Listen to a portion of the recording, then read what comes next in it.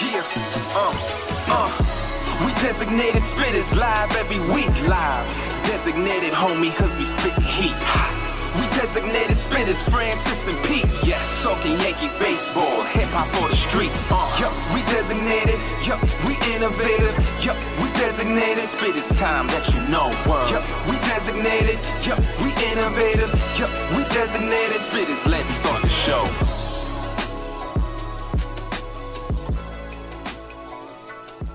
What is going on, everybody? I hope you were able to make it through another miserable day of New York Yankee baseball.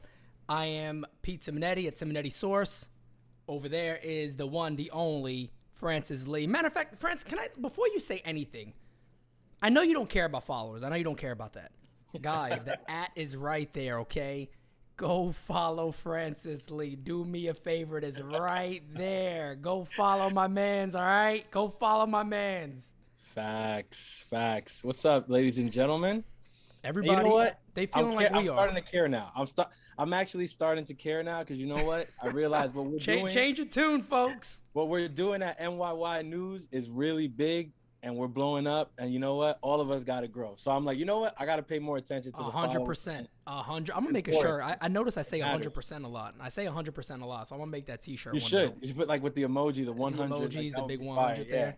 Yeah. Well, tomorrow we're gonna talk about today's game, but first, 4th of July. We got fireworks, and we got a doubleheader coming up. I don't know how excited I am about the doubleheader, but we do have a doubleheader coming up. So everybody, as you're watching this, it will be the 4th of July. So I hope you have a wonderful day. Hopefully with family and things like that, and maybe we can watch a nice little doubleheader with the Yankees and the Mets. But other than that, let's jump right into it, man. It was another day of Yankee baseball. And that should be the response to everybody. That's the new response to everybody when it comes to our beloved New York Yankees. It's so sad what we're seeing. But Francis, you got any thoughts on the game today? As I throw some, I don't even know why I do this anymore, but I'll throw some highlights on the screen. We'll get some highlights going here. I'll skip through some of it. Why not? Well, first and foremost, as you're watching the travesty that is the New York Yankees, I would like to say happy 4th of July to everyone, to all of our fans. That's obviously the most important message that we're, putting out there today is like, listen, we're all blessed and lucky to live in this nation of freedom. So go out, enjoy, with your family, get out there. Don't let all that other stuff from last year block you. Go to a barbecue, have a burger, take the mask off. Hug your grandma, like, you know what I mean? Like, facts, man. Enjoy life. It's July 4th, exactly. Live your life, for real, man. We're blessed. We're blessed. We should, we're all blessed to be here. But yeah, this game today was not a blessing. This not game at today all, bro. was not a blessing. Not at all. This team was getting no hit by Taijuan Walker, who, if you guys don't know who that is a pitcher who was literally on the market until spring training was right about to begin. A pitcher that Brian Cashman stared at for like months. He was even remember, he was sending tweets and like love letters back and forth to Yankee fans. Yeah. No, this guy clearly was interested in coming to New York, and the interest was mainly for the Yankees. Like, let's not make we're not going to play that game, right? Like, Stroman likes to pretend that it wasn't that. But it was the same thing with Stroman as it was with Taijuan Walker. These guys wanted to come and be Yankees. And you know what? Brian Cashman took one look at him and was like, nah. I need that Tommy John in my life. I need that Tommy John. I need those shoulder problems. I need the elbow problem. And this is not a knock. I know I'm joking, whatever you think. So you might take it like it's a knock to Kluber or to Taijuan. It's not that. It's a knock on Cashman. Right. It's a knock on Cashman that he stood there looking at these pitchers and just watched them fall to the next bidder. And now we're facing them, right? Like we just faced the guy, Mr. Taijuan Walker, and he no hit us. Facts. That's right. Freaking like for more than 4 innings, 5 innings. Like this is ridiculous. It's just it's more the same, man. And there's a lot to digest in this game. I remember I tweeted about it because I was driving along and stuff like that. We were heading down to see my father and my mom. And I'm tweeting about the game during it, and I'm watching, and I'm saying, when he brought, I'm like, what is Lucas coming in again for? Like, you got bases loaded early in the game. You have McCann coming up, who hits 269 versus lefties. You got one out with the bases loaded. I just question a lot of this stuff. Then it's a close game again, and you go into Wilson of all people with a 5+ ERA. It's a close game still. This to me. Do you want to know the one moment of this game that I think tells you everything you need to know about the microcosm that is the Yankees, like from 2020, because that's what I want to talk about also today, that it's not just 2021. This goes back to last year. 3-0 game. Still very much within reach. A winnable game, The Yankees have struggled to score runs all year, but as of late, they've been scoring, and it's the Mets. So the Mets do give up runs when the pitcher on the mound is not named Jacob deGrom. Right. 3-0 game. And you go to Justin Wilson. That's a punt if I've ever seen a punt. There is not a punter in the NFL that could have punted better than Aaron Boone did today. Bro, I'm being real with you. I thought about this today. I almost feel like I want to become a Yankee conspiracy theorist. Because I almost feel like they're tossing these games away. No, listen. Every chance we get to win a game, they serve us this. Every chance we get, they're like, "Here's your L. Take it home, Yankee fans. Right, drink it on down. No big deal. Sip on it. You don't want to win games. What are we doing? Facts. Just, like, you already make the mistake, like you mentioned, and that's a very astute observation, because I saw people on Twitter saying, well, Lickey's been very good. Whatever. Yes, Lickey has been phenomenal. Let's not undersell how he's been. But he's phenomenal. Look at where his struggles are, and look at where his excelling is. His excelling is not done in that moment. You bring in the lefty against the righty. That's not where he's been excelling. That's right. So far this season. That's exactly Especially right. not in that position, and he's been pitching a lot. So that was not the move there. I'm sorry. As good as you might think Lucas Lickey is and whatever, that position was not for him. No, not at all. Not at all. But to make matters worse, you go from there, and instead of getting the fireman to come in and put the fire, no, you go and get a tub of gasoline named Justin Wilson, and you start pouring him all over the situation. Right. See, that's my thing, and I know. Let's just here's my train of thought on that whole process there, right? It's not a playoff game. I understand that. Because, those playoff situations like that, you bring in your fireball to get strikeouts. That's what you're looking for in that situation, right? Yep. But where this team is, every game from here on out is a playoff game. Exactly. Unless you give up. Unless you literally just come out and say, like Cashman said, we're a bad team. We're just going to stay a bad team. We're done. We're going to sell. We're going to sell. Yankee fans' expectations, shut them down. But they don't do that. They haven't done that. No. So during I'm watching this game, I'm like, and before we go any further, Mike King, you are awesome, bro. You are awesome. Keep doing your thing because you are awesome. And hey, there's another. You deserve better, Mike. Just because we speak the truth about everything. Brian Cashman and team, good job. Yeah. Good job on that one. Yeah, good. That was good. I'll give him the flowers. I'll give him the flowers. Mike King looks like a guy, and Francis, you brought this up. You said out of the pen, that's a guy that could replace a guy like a Green if you eventually look to move a guy like that. Yeah. He got dominating stuff. Out of the pen, he's great. And look, out of the rotation, he's been good too. It's just been the first inning. The first inning. But the way they went about this game, and whoever the hell it is, man, if it's the nerds, put him in a dumpster somewhere. If it's Boone, put him in a dumpster and throw him down a hill. I mean, at this point, it's beyond insanity the way they even managing these games. I feel like they don't want to win. But that's what's most frustrating about this is that I look at these moves, and I know it's the nerds. Like this week on Michael K's show, I'm faithful listener because I'm always in the car, and I'm listening, and I'm like, he's talking, and he's just like, look. Some of these moves that happen, you got to understand, it's not Boone. It's not Boone. Like, I know, like, Boone doesn't want to sit a guy like Judge and a guy like Urshela when Ohtani's on the mound. That's not his move. But here's my thing. Okay, fine. You want to take Boone out of it, take Boone out of it, whatever. But then who are these faceless nerds who are making these decisions? I want to see them. Can they do a press conference? Because I want to see That that's gonna be like my next. That's gonna be like the next hashtag. We want to see our analytics team. We want them to stand in front of the mics. Get them in front of the mics. I want to see them answer for some of the where's stuff. the nerds? Hashtag where's the nerds? Where's the nerds? Because I want to know. Where's the nerds? I'll start that right now. Yep. I want to know. I want to know whose idea it was. And I want to know whose idea it was from last season. Take me back to game 2 against the Rays. Whose idea was that? I want whose brilliant idea was Davey starting and Hap following? Whose brilliant idea was that? Whose brilliant idea has been changing the lineup every single freaking day? Whose brilliant idea is that? I want to know whose brilliant idea it was to bring in Lucas Licky in that situation today. I want to know whose brilliant idea it was to keep starting Nick Nelson. Remember early in the season, we kept calling up to start. I want to know whose idea. Whose idea is that?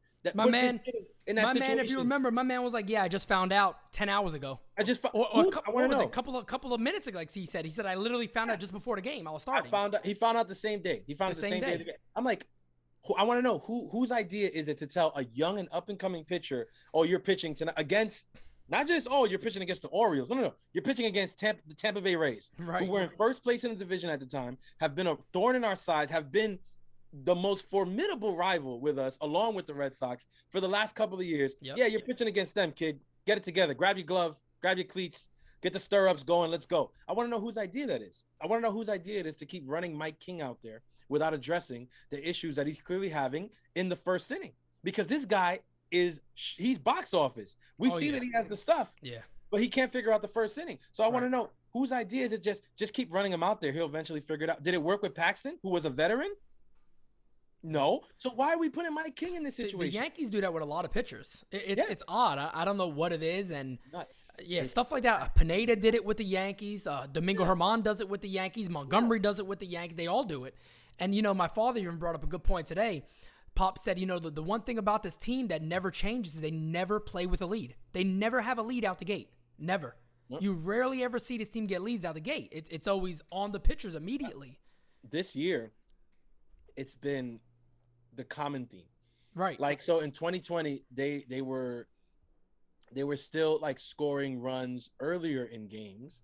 And they played with some leads. There wasn't never really like huge leads, but they at least were giving, pitchers some leads. But you remember we had struggles with the rotation outside of Cole last year. So, there would be leads, and then the leads would be given up and things like that, whatever. But it's progressively gotten worse. 100%. That's the biggest point that I want to make at this point, right? It's July 3rd, you guys are listening to it. It's July 4th, 2021. From the start of the 2020 season to today, the Yankees are 74-67. That is 7 games above 500. Listen to that, folks. Repeat that. Let's repeat that one more time. 74-67 from the start of last year. That ain't no sample size, team. No. Fam. That's over 140 games. That's exactly 141 games. So, ladies and gentlemen, at this point, we can clearly and truly say that this team has been like this for 2 seasons. 2 seasons. This is the team that we've gotten from winning 103 games in 2019. And I remember listening to all those people telling us, "Oh, but Yankee fans are so spoiled. They complain. The team won 103 games or whatever. You lost to Houston, but whatever." Like, yeah, we lost 103 games, but we were complaining because of what we saw. And what we saw was that there's problems here that aren't getting addressed. 2020 rolled around.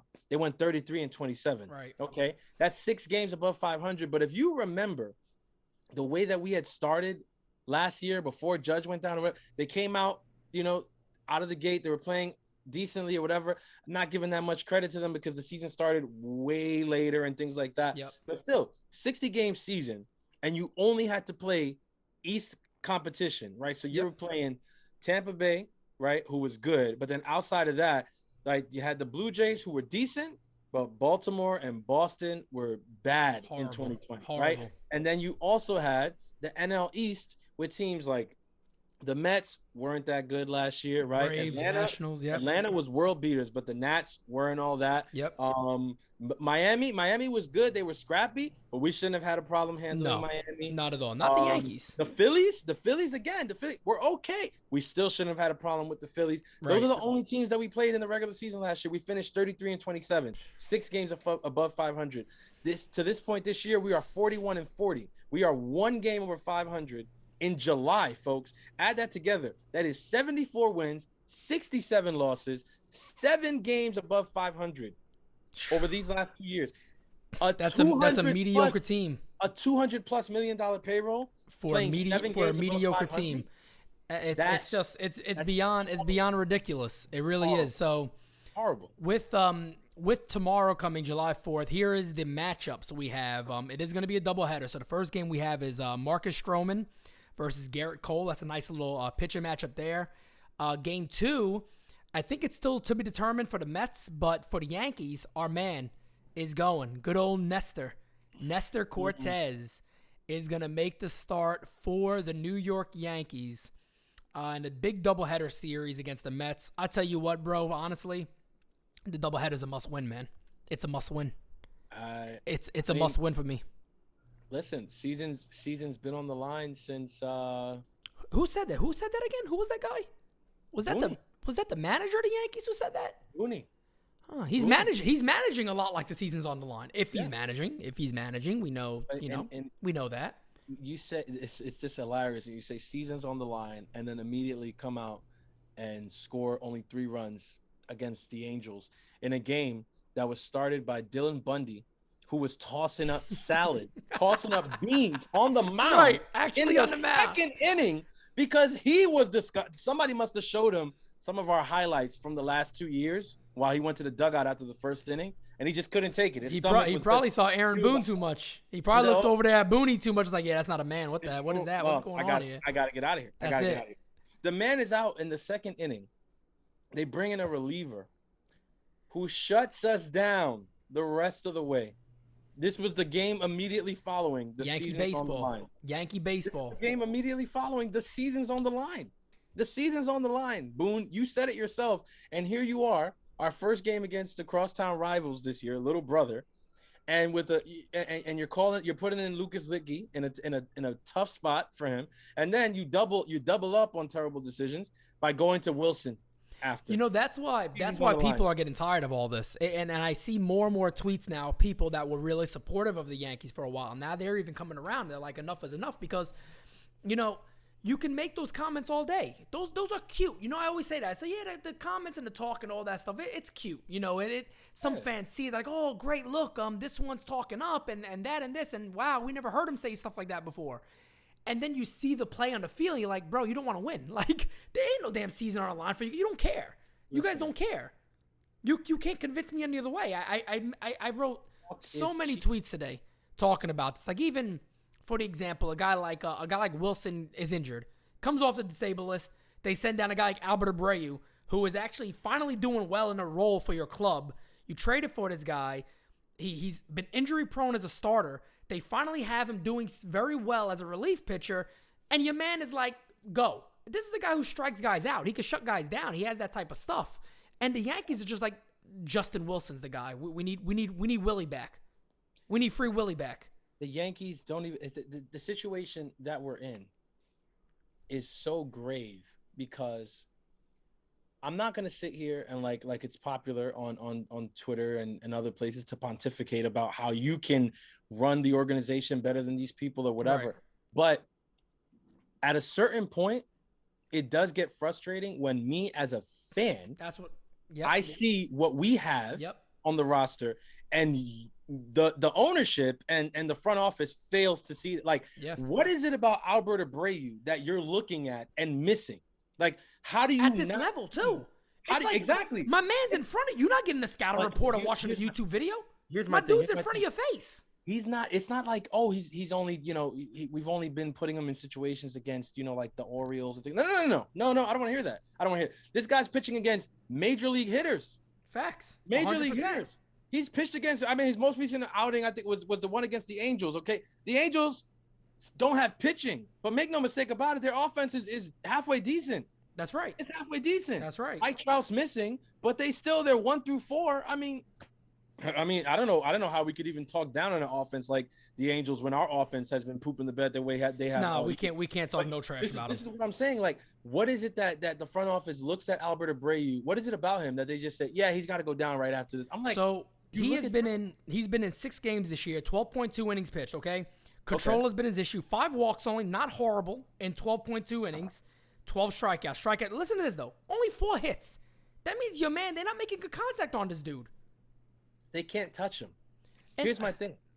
You said 12 innings. 12 and 2/3 innings. 5 walks. Okay, 5 so walks, right.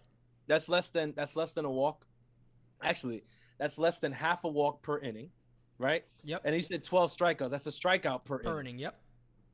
He's missing bats. With four hits in the 12 innings. So that means he's given up .33 hits per inning.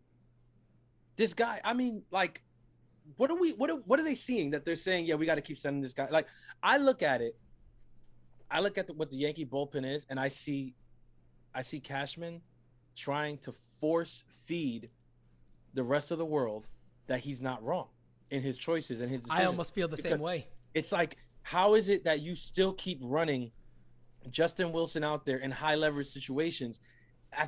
Bro, when this guy gave up the walk-off in Detroit, I was donezo. I was like, that was it. Like, Enough is that was it already. We got him. We paid for him, but he needs to be doing mop-up work, and he needs to make his way back. Like, oh, he put him on the IL. He was hurt. All right. Okay, yeah, he was hurt by the pitch he threw that got put in the seats. Right. He needs to be doing mop-up. His feelings were hurt. Yeah, his feelings were hurt. He got bullied by the batter. Oh God! Smacked his ball 7 rows into left field. Like, what are we talking about here? Like, you're forcing us to watch Justin Wilson in high leverage situations, right? Because you signed him, right? You're forcing that Wandy Peralta on us because you traded Talkman for him. You're forcing. My man's trying to convince fans, like, he's even trying to convince fans, like when Joe's went in there and was talking to him, he's like, "Have you seen Wandy, bro? Yeah. Like, you seen how good my dude look? Look, that's my deal, baby." Like he pounds his chest on stuff like that. Listen, I love Joe Z. McFly. I love the guy. I love his stuff. I don't know how he was able to listen to that and not look at Cashman. Have you seen Wandy? I've been said that. Seen him? I told you, bro. I've been said that, and like my whole thing, I would have loved that. I'd be like, have you? Sure. I would have said, "Flood, have you seen center field? Have you seen left field? Have you seen this? Have you seen that?" I'm sure he was being respectful because that's a respectable stand-up guy, and I get it. At this point, if that would have happened, say that because that happened a while back. If that happens now, y'all got whoever gets in front of this man, and if Cashman's smart, he won't put himself in that situation. No, I don't think he's going in any crowded rooms right now. I don't think he should be in anybody's suit. I don't think he's doing that right now. I mean, I know there's some Yankee fans out there who will still like lick the coattails and Cash got. But listen, the jig is up. The jig is up, bro. 100%. Wandy Peralta, Justin, the jig is up. And how are you forcing us to watch these guys when we have guys like Litke? Well, that's the thing that bothers me, and that's my main concern with this club. And I almost, like I said before, I almost want to be like some new conspiracy theory out there. Like, this team is refusing to win. They do not want to win. There's something behind this. You have pieces, and later on we're gonna get to trade the Yankees made. We're gonna get to some of the minor league guys. Yeah.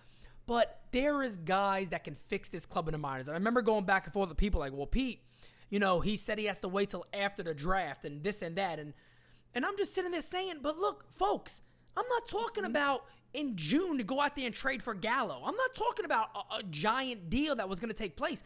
You got cats in the system that give them a shot. Like, what are you doing? You're not even giving nobody a chance.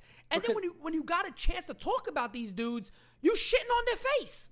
You shitting on them. Here's the thing. What if you called up Flo and Flo actually started hitting to the point where you don't have to trade for Gallo? Does anybody ever think about this? That's all I said. No. I know. I tweeted about that after the draft. We have to wait until after the Bro, draft. I said Toronto's wheeling and dealing already. All I said was give the dude a month of June. Give him a month. That's it. But Cashman says these things, and I'm like, when I hear them, I'm like, God, who believes this stuff? Like, nobody could believe this. Then I go on Twitter. At this point, you can't. And I'm like, but then I'm on Twitter, and I'm like, Oh my! There's people who believe this. Well, Cats, There's I'll argue people with you. who are telling us, Petey's no, not you ready. gotta wait till after the draft because what are you talking about? Toronto just made a trade this week. Steve Cohen already has Sandy Alderson on the line with Minnesota talking about Donaldson. I mean, that was before that Donaldson got this hamstring thing, so who knows? But they're already looking to get their third baseman. Toronto's already looking to buy. Like, if we haven't heard anything about Boston, which is scary. Because that's the guy why I told everybody. Oh, yeah, Boston's going to be rough. Yeah, they got Chaim Bloom, who was the guy who was one of the engineers to what Tampa Bay is today. Yep. He's the one in the chair. He moves in silence. Yep. So it's very scary that we have heard nothing about what Boston plans to do at the deadline, because if they just come out of nowhere and end up with, like, I don't know who, Danny Duffy or something like that, it's going to be tough sledding. Oh, Boston's going to do something. Boston I know that's something we're gonna chat about too when we get to the trade part of the show. But look, this East, it ain't just the Yanks and the Sox. You got the Rays who are gonna do something. You got the Jays who I guarantee you are gonna be active. They already been. They're gonna be more active. And the Red Sox aren't gonna sit back. They're seeing the light at the end of the tunnel now. They're like, we might be the team in the East. We need to add a few pieces in it, and we might be the team in the American League. There's an article out this week that was titled, "Are the Boston Red Sox the best team in the American League?" There you go. Everybody else seems to see what's going on. Everybody else seems to see what's going on, except for our franchise, our leadership. Yep, all leadership. Yeah, exactly. Leadership. And speaking our of GM and our manager. Speaking of leadership, let's go to a Simonetti tweet. This one I enjoyed. The leaders, the quote-unquote leaders, all spoke. This is how the peasants react, meaning of today's game. In medieval times, the villages would have been burnt to the ground. Yankees seriously need to consider the same damn thing. It's funny, bro. Like, I've never seen, Hal Steinbrenner comes out and he talks about respect. These guys respect this guy. Right? I see no respect in this team's face. I see Aaron Judge trying to do his thing. I see Boone. I see Hale. I see Cashman. There's no respect here. You can't convince me. Respect, you could see it. You could see when the cat wants to go to bat for you. You could see it when guys lose a game and they're all angry. There's a video right after today's game of Gio and Torres hanging out in their car, talking to fans and stuff like that. I'm like, you would think that's not even safe right now. Like bro, my man's in the last 30 games hitting 207 or whatever, like even less than that. I mean, and they're telling us, you got to understand that, for the players it's different, losses and tickets. Like, listen, we're not talking about a team that's in first place in the division. We're not talking about a team that's coming off a World Series win. We're not talking about a team that's, running away with the American League. No. If we were talking about that kind of team that just lost to the Mets today, like they had a stinker one day, I wouldn't care what they were doing at the end of the game. I'm like, right. They've been playing, they've been doing it. This team has been mediocre from the beginning of last year through today. This is not just one loss, ladies and gentlemen. It's a 500 club. This is not one loss. This is 67 losses from last year through July of this year.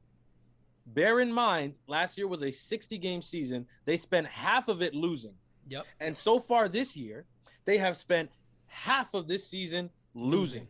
Okay? This is not a one-game thing, because if it was one game, I wouldn't care what they were doing after the game.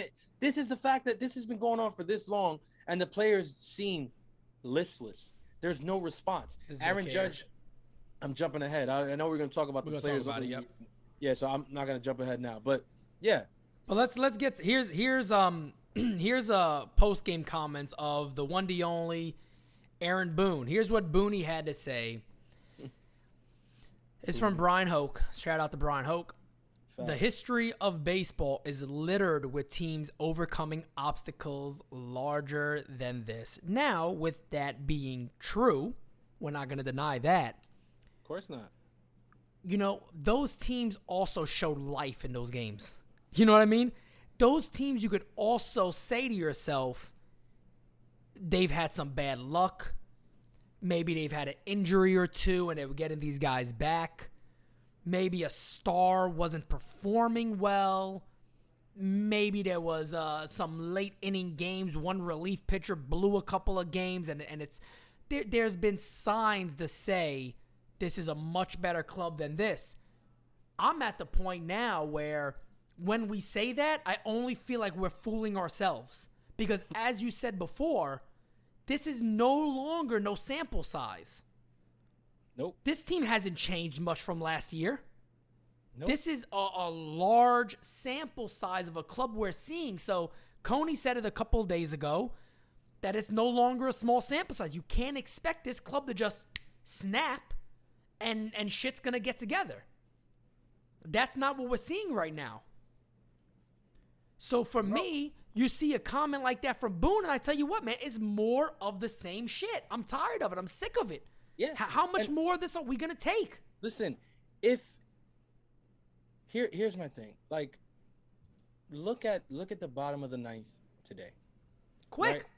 My man swing at the first pitch. A lot of people are gonna say, like, why are you even bringing it up? But they lost. Or there's a lot to tell. 100%. There's a lot to tell when you look at a team like the New York Yankees. You're down 5. You're at home. All right. This is the last licks of a terrible performance. You got Drew. First of all, Drew Smith is on the mound. Do you guys know who Drew Smith is? Let me tell you who Drew Smith is. He might as well be a goddamn Uber driver. That's who Drew Smith is, just so you guys know. Has he had a decent year? Facts. It's been okay, but he's a nobody. Okay? He is not anyone to be coming to Yankee Stadium, standing on our mound, okay? On our mound in the 9th inning and shutting down the Yankees the way he did today. But let me tell you how that happens. That happens when you have Gleyber Torres lining out to right on the first pitch he sees. That happens when you have, I'm not gonna kill Urshela, even though most people would think, oh, you gotta kill Urshela because he struck out. Urshela saw 5 pitches at least. At least he saw some pitches. I mean, yeah, he gave a little something. He was looking for something. He struck out. Hey, not the outcome that I want. But I want you to see pitches, unlike Gleyber, who's swinging at the first pitch like he's hot or something. You are ice cold. You need to take one. Gleyber is in the land of the lost. Seriously, he is completely in the land of the lost. Let me tell you. Where he's in the Soul Stone. You remember? Yeah. You remember when they go down there or whatever? Right. Soul for a soul, that wasteland that there's nothing. Gleyber Torres is just walking around there like looking for. Gleyber is somewhere down. He's like, how did I get how do I get back? I got to return back. You can't do it. So I forgot my Nintendo Switch. Listen to this, okay? This is at this point now, man. This is scary. This is Gleyber Torres' last 107 at bats, 22 hits, 1 home run, 8 RBIs. He is slugging .262. He's batting .206. His on-base percentage is .301, okay? In his last 15, it gets even worse somehow. So he's just getting worse throughout these 30 games. 115 average, 115 slugging. Who is this dude? And Cats will go to bat for this man like he's Ken Griffey Jr., bro. It's insane. I don't get it. Cats, you bring up the idea of, at this point, maybe you move on. And Cats will have a flat-out fit. They'll look to kill you through the screen. The keyboard warriors come out strong body for this dude. Listen. I love it. You see the @ that's under my score with my name? @1FrancisLee. If you keyboard warriors want to go at it with me, I would love to, because I am at the front of the line saying trade Gleyber Torres. Trade him. You might want to know. Him. Here's the other thing about that. Disclaimer. I'll pack his bags. Hey, bro, disclaimer. Before it's too late. Yeah. That's the other. I'm not saying they can't be fixed. I believe he can. We both said that before. We both said we think he will be good. I believe he will be. Well, yeah. We both, the talent is there. This dude, I can't see him just crashing down and just never being the same guy he was before. Did the juice ball have a lot to do with it? Probably did. Yeah. At this point, probably did. For a lot of guys, not just Gleyber. A lot of guys. But there's something seriously wrong with him right now. No doubt. There's something seriously wrong with this dude right now. And that brings us right into apparently the owner of this club. There he is. Good old Hal Steinbrenner, folks. And it's funny, before we started filming, I told France, I said, man, I was not expecting myself to make a video that day.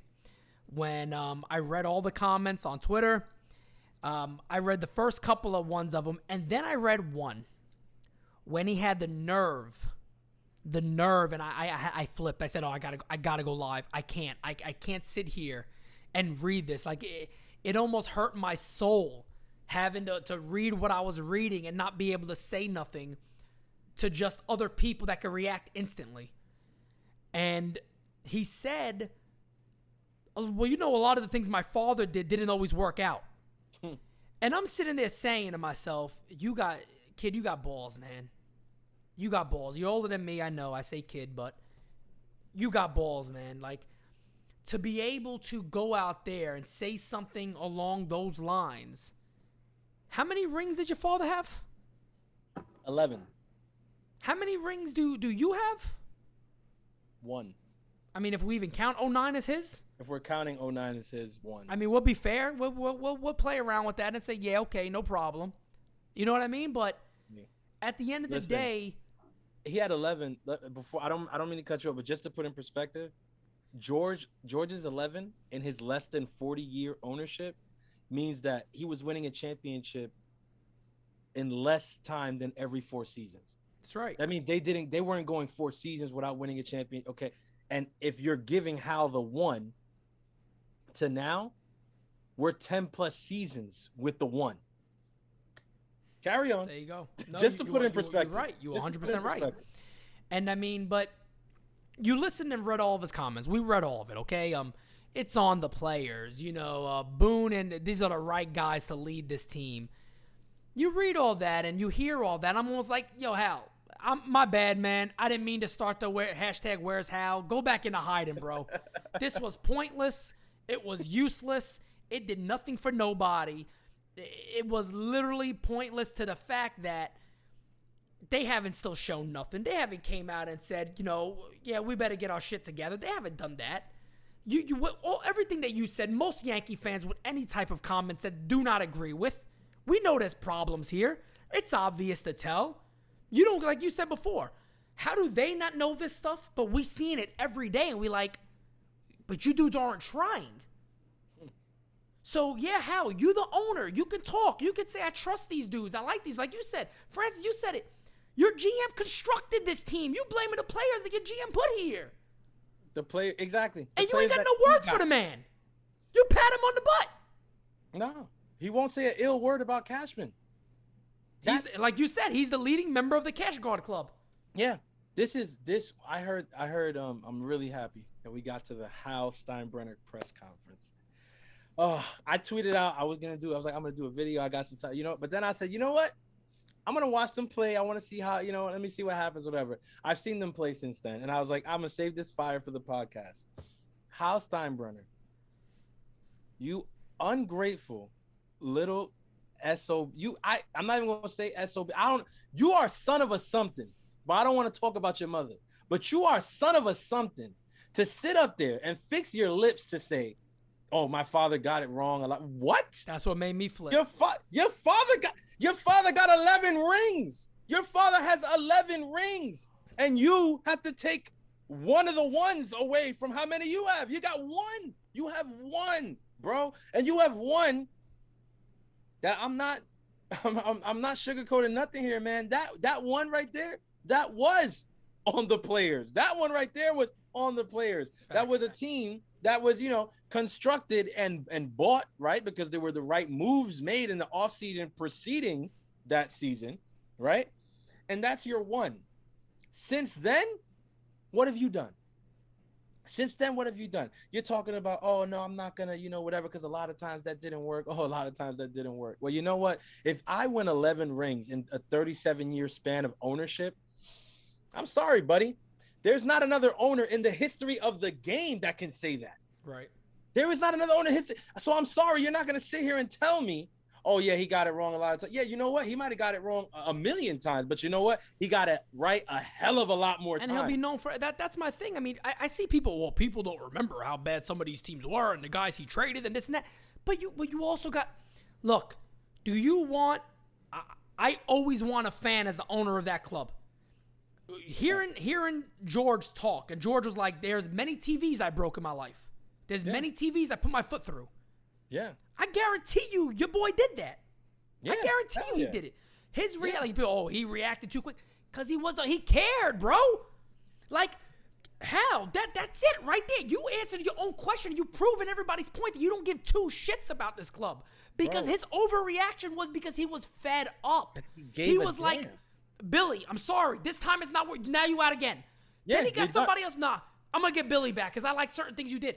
Exactly. The problem was, yes, he could be erratic. He could be a guy who made these quick decisions like that. But you knew where his heart was. I have no frigging clue if Hal Steinbrenner even cares about this club. That's why I said go back to your F1 Racing League or something to handle that. Well, sell this club if that's the case. Sell him, dump him. Yeah, sell him. Here's my thing. There's a lot of Yankee fans out there that love to bring this up. Every time anyone brings up George, they're like, I'm tired of you guys bringing up George because George Steinbrenner is dead already. Like, so just let that man rest. Like, why do you guys keep bringing him up? Let me tell you why we keep bringing him up. Because his son is the one at the helm right now. And his son is so far removed from what his father was and from the legacy that his father was building and cemented for this franchise that we can't fathom what we're seeing right now. It doesn't make any sense. We have no other choice but to go back and remember the glory days that were when George was the owner. I'm not going to sit here and lie to you and say that I agreed with every single move that George Steinbrenner made because I didn't. There were times where I didn't. I was confused or whatever, or I was young early on and I was like, I don't really know. Like I like this player. I don't know what he's doing, whatever. But at this point, I look back and I see the one thing that I see him do that I don't see anybody in our leadership that has this characteristic is that George, the same way he was quick to go and cut whatever like that, he was just as quick to admit, okay, that was a misstep. That's right. So I'm going to cancel that and I'm going to do this again. The Billy Martin is the perfect example. Yeah. It's the perfect example. Cashman would never do something like that. That is something that Hal would never do today. Brian Cashman would never do. They do not admit defeat. No, they'd rather die on the hill of wrongness than just admit, hey, we definitely went in the wrong direction with this. We gotta shift it up. We gotta whatever. No. And that's the thing. That's why, me personally, as a fan, that's why I constantly go back to George or whatever. Why? Because that knee-jerk reaction, that whatever, like, as a fan, nothing satiated me more, nothing filled me more than to know that all those emotions that I was feeling, that the owner of the team cared, making me feel those emotions, also felt those emotions. Damn right. He went through it with you. Yeah. And I mean, I remember put a price on that. You know, Paul O'Neill was talking about when you saw the boss in the locker room, you knew what was up. He didn't even have to speak if he didn't want to. He was like, you knew what was up. And the other thing they knew too is your boy was watching you. That home, he was right there. Yeah. George's box. Yeah. He was there. And like people always talk about, oh well, the dramatics. You know, there's an age of certain people that they're dramatic cats. You know, they're dramatic in the sense of they take pride in what they do, what they've built. They're prideful guys. George is a prideful guy. You could just tell. Like people say, oh well, that's kind of like egotistical. No, you're kind of getting it wrong here. He knows what he has. He understands that, and he wanted to be the front page. He wanted fans to be hype. That's what the whole he started the whole thing, if you remember, with I've chosen the New York Yankees with Roger Clemens. Now you got LeBron James doing stuff like that, and these other Trevor Bauer.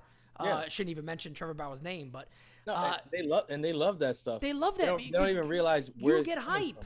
I remember listening to the game. I was listening to that game. And I remember Susan Wallman, oh my goodness gracious, Roger Clemens is in George's box. And, you know, all of that stuff. And Clemens talked about that. You see Pettit was smiling. The clubhouse they were up on the stands. They were hype. Man, this team right now would be dead no matter what. I don't know how you get this team hype. They're not that type of club. They got nothing. It's like you watch the game and you're like, are these cats all on Prozac? Like, they falling out.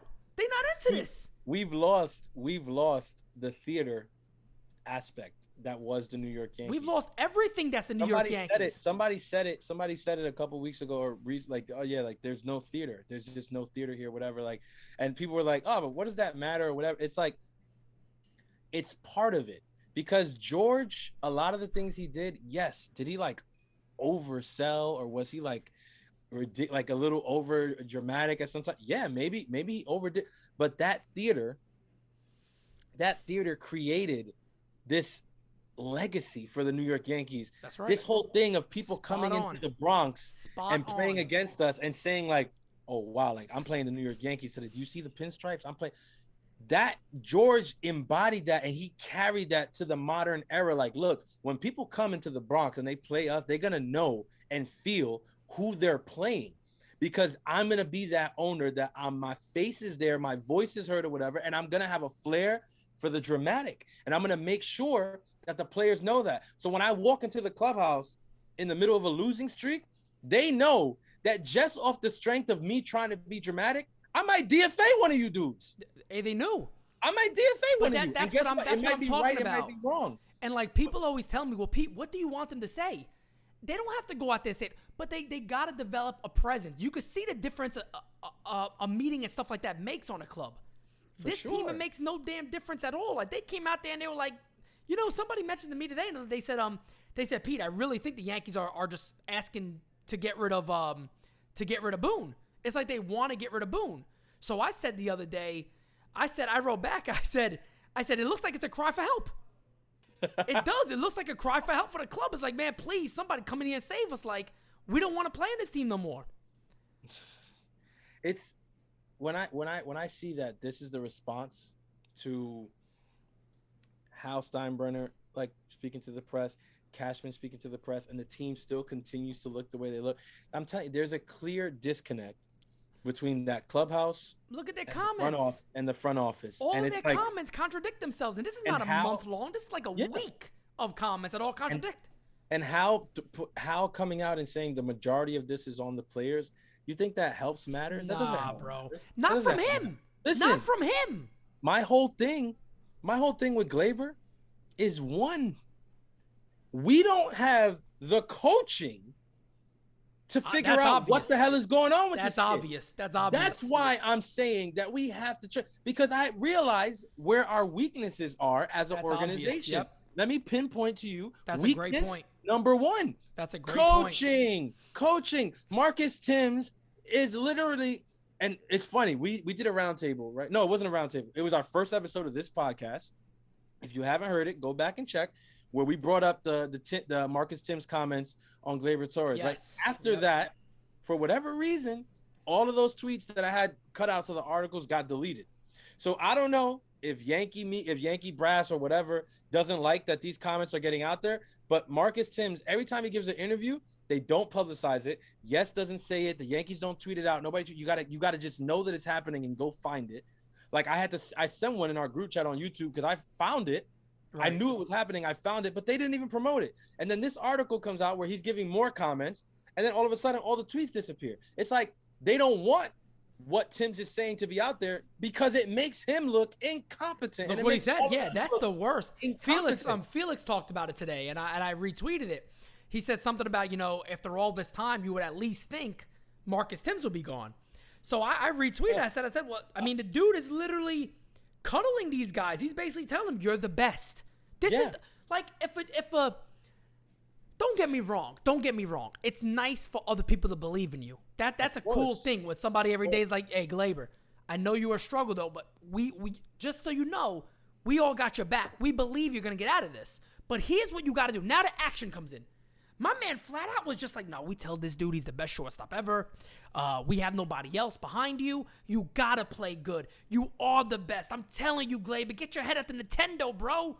You're better. You're better than this. He's saying it's frustrating because, like, we know that he knows how to do all these things, whatever. Like, no.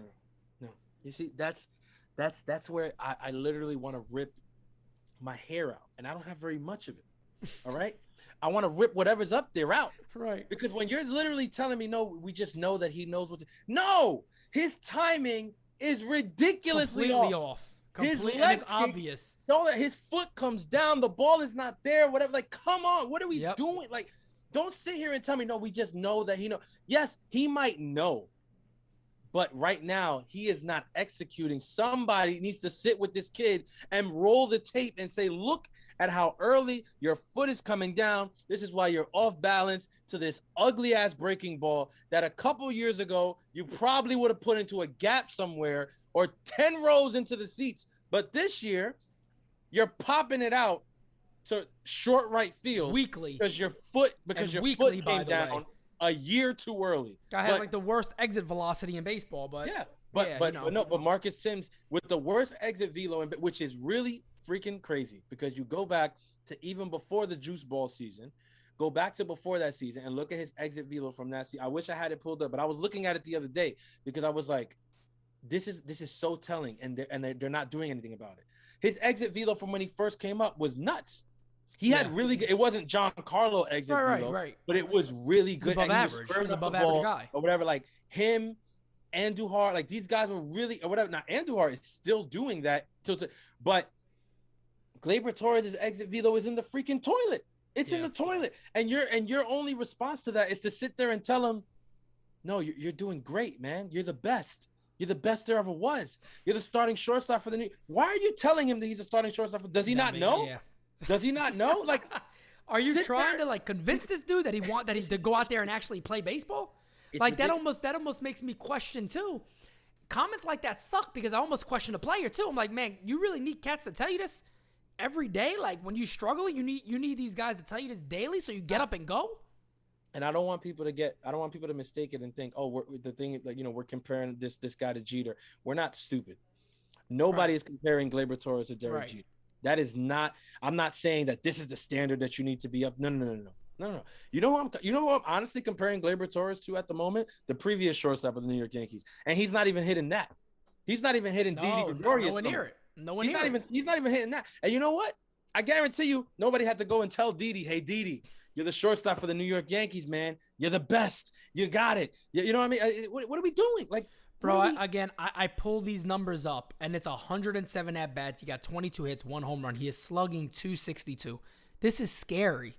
It's literally where Clint Frazier has been all year. Yes. And they just let him go off until your man got vertigo and was like, I can't do it. It's funny. It's not funny, but it's funny that I joked around about that. Yeah. and it ended up having vertigo. They're like, oh, he's got, yeah. It's like this is my issue. This is my issue, and it's the same. Like I said with Gleyber, same thing with Frazier, whatever. It's not. Oh, I don't like these guys. I don't think these guys are ever going to amount to anything. No. Do not misunderstand where I'm coming from. I believe that Gleyber Torres has tons of potential. I think defensively, what we've gotten from him this season, this has been probably his best season defensively as a shortstop. He's been good. You look at the peripheral numbers. He's made adjustments. He's not he's not a Gold Glove shortstop, but I think he's serviceable at the position. This is probably as good as he's going to get defensively. Offensively, though, I think the potential and the bar is way higher than what we've seen the last 2 years. And my fear is that the Yankees cannot unlock that in him, or that if they do, it's going to be who knows when down the line, like it was with Gary, who's also cooling off as of late. But that's not good enough for the New York Yankees right now in this window. If we were in a rebuilding mode of a couple, like 2-3 years, that's a different story. That's a different story. But we're in a championship window, right? If we're in a championship window, unfortunately, we don't have the time to be letting Gleyber Torres try to figure this thing out on his own. Somebody we need to be trying to help this guy figure this out, and we're not. So I'm like, if we're not going to do that, then move him. Move him. Yeah.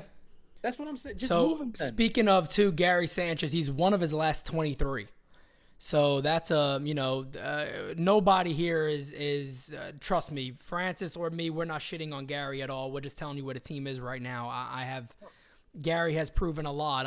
But moving on from that, Aaron Judge called a team meeting, and he spoke nothing that we know about, but basically said that this is something that happens, around the All-Star break every single year, where you kind of air out some things, you kind of talk about maybe some things that you saw as a player and how do we fix it. And Aaron was he was pretty serious about the type of why he felt it needed to happen, and he basically flat out said, there was some things out there that I was observing and I was seeing that I just feel like really needed to be addressed. And I tell you, I would love to be a fly on the wall and just hear what was said. He said a few players talked up. I mean, I think we could probably guess who some of those guys are on this team. If I had to guess 3 guys, I would say Judge, of course. I would say Gardner. I would say Cole. I don't know who else. Voit.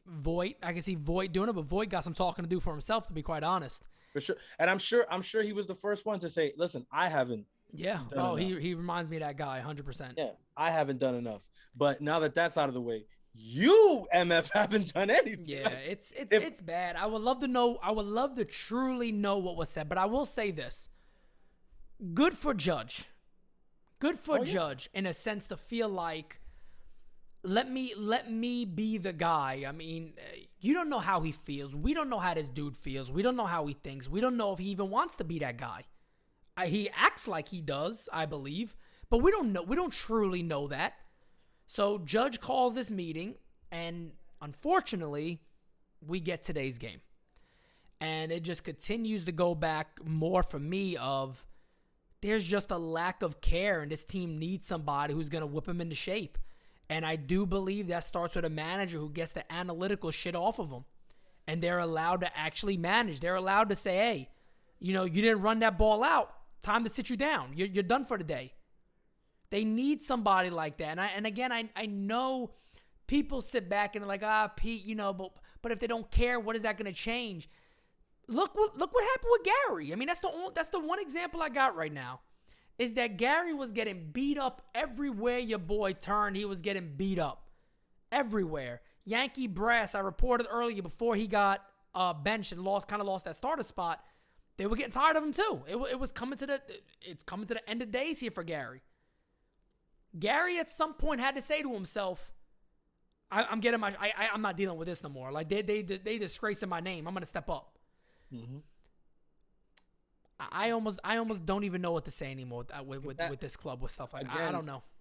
This is so 3 things. First, Judge, players only meeting. I'm all for it. When I first heard about it, I'm not gonna lie to you guys because I'm always giving y'all the truth. My first thought was, you're late.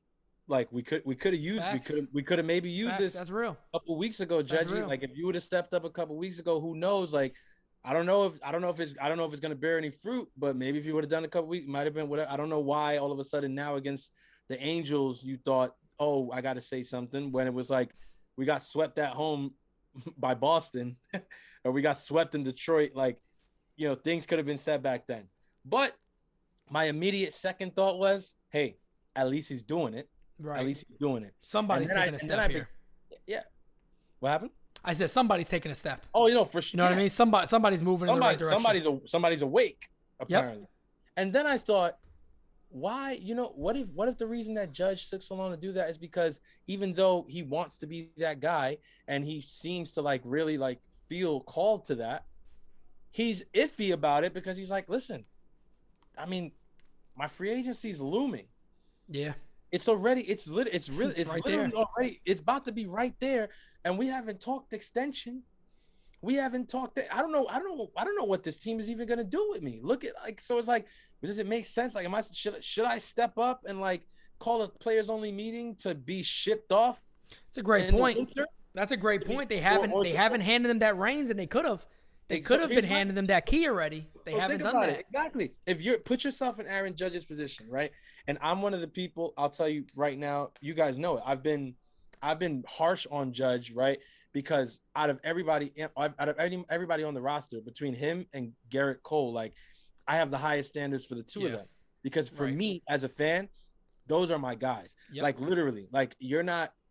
If we're Yankees fans, we can talk Cole, we can talk Judge. If you're a fan from another fan base, do not try to talk to me about Aaron Judge because I will shut you down to size. I don't want to hear it. I will shut you down with everything that man has done since coming up. If you're talking about Garrett Cole, it's the same thing. I will go to bat for these guys till the cows come home. I don't care. Those are my guys. But that being said, I will be as harsh on them as I possibly can when I'm talking to Yankee fans, right? Because these are our guys, and I hold them to very high standards. But my thing with when I look at Judge, and I'm just like, bro, he's in a really weird position. Like, he's done a lot. He's put the numbers in. It's undeniable that when he's healthy, he's one of the top players in the game. Right. But the Yankees haven't showed like an interest in one way or another. They haven't shown whether they're swaying one way or the other. So what do you do if you're Aaron Judge? Put yourself in his shoes. Like, do you say like, well, am I the guy? Like, are they waiting for me to step up? Because I mean, maybe if they were waiting for me to step up, I would have a contract offer on the table, or the talks would have just been initiated. Like, not a contract offer. Maybe that's too much to ask, but at least talks. Like, could we sit down and discuss what the plan is? Or what my future is? Yeah. What does it look like for me here? What are you guys thinking? Exactly. What do you guys think? Give me an idea here. Is there something on the table? Is there an idea? Dude, I'm the best offensive weapon on this team. All right. And defensive. And defensive, right? Literally, you look at the New York Yankees, right? You got Garrett Cole and Aaron Judge. Like, that is the team. That is the team. Like, and this guy is in limbo. If you really think about it, like, if I'm Aaron Judge, like, I go home at night after games like here we are in July of 2021, and my free agency is right there, and I don't know. I don't know. Like, I don't know what's gonna happen. And it's like, so it's like, do I step up and do this? Listen, I'm glad that he chose to have the meeting and do that, whatever. But I think that's another thing I want to say to Yankee fans. Listen, if going forward we don't see Judge like stepping up or whatever, listen, he's in a really weird freaking position. It is. That's a really weird position. Bringing up the contract's a great point, because you don't really know. And like I said, Pop Simonetti got his own theory on what's going on there. So I know I mentioned that a couple of other times before, but we'll see. We'll see how it goes with Judge. It's odd, but you are 100% right. You don't know what his mindset is. The Yankees haven't really stepped up there. No. And I think just one last thing on the Judge thing, because this is what bothers me. It keeps me up at night. If I'm Aaron Judge and I go to sleep every night thinking that they decided to negotiate a deal with Aaron Hicks before even with Aaron Hicks. It hurts. Before even opening up a conversation with me. I don't know where, like, imagine, just think about it. You're Aaron Judge and you go to sleep every night knowing that the Yankees chose to have conversations and extend Aaron Hicks. I know it was a cheaper deal. I know that Judge's deal would look a lot different. I know whatever, but they still went the route of talking to him. But they couldn't even. My thing is, like, see, if I'm Judge, I'm like, they had no respect for me at all to even offer me something like that. Just talk. Or like you said, a conversation. What is it going to take? What is it looking like right now? Where are we at? How long have we been saying? We've been saying this since the beginning of the season. Like, how weird is it that they haven't even started talking? And don't give me that, oh, you guys don't know if they started talking. Oh, no, we would know. It's the New York Yankees, buddy. It would have been put out. Contract extension, had talks or whatever. Why we know it about every other player in the league. Yeah, all of a sudden the Yankees. If the Yankees and Judge were talking extension, you would have knew. Undeniably, you would have knew. The same way we know that there was trade talks with the Angels for him. Correct. We heard that, right? Correct. But we wouldn't hear extension talks. Don't give me that. They entertained a trade before opening conversations on an extension with Aaron Judge. Wow. Every time I even bring up Aaron Judge and the Angels, I just go, wow. Yeah. Because that would be wow. I mean, that would be wow. Come on. That would be absolute wow. And listen, could you blame them? If you have the opportunity to put Shohei Ohtani, Mike Trout, and Aaron Judge in the same lineup, do you know what that is? Do you know what that does? That's ridiculously stupid. Jersey sale. Oh, well, see, that's the other thing. You're right.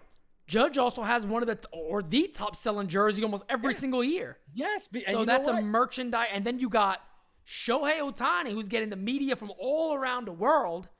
Fans are buying his stuff from all around the world. He's gonna finish one of the top selling jerseys this season. He's gonna win the MVP award. And that's undeniably right now. He's gonna win the MVP, no doubt. Trout's on the IL, but he still sells jerseys like hotcakes every single season. All the time.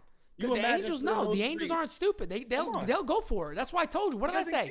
What did I say? They better never think they're gonna negotiate with this dude while he has a chance to negotiate with other clubs.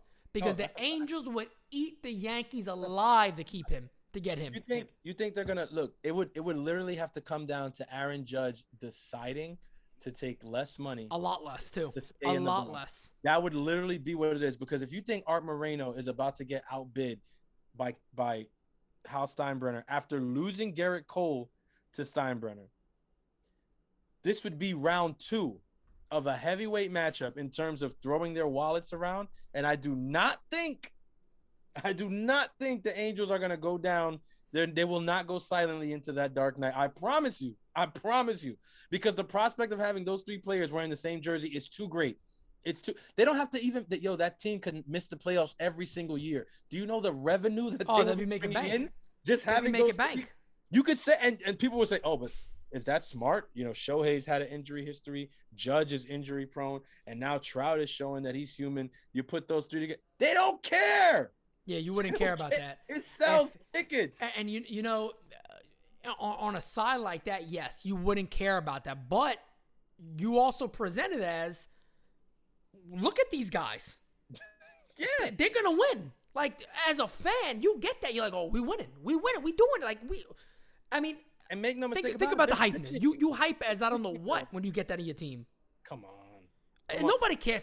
Angel fans aren't going to care that we gave Judge an 8-9 year deal to get him over.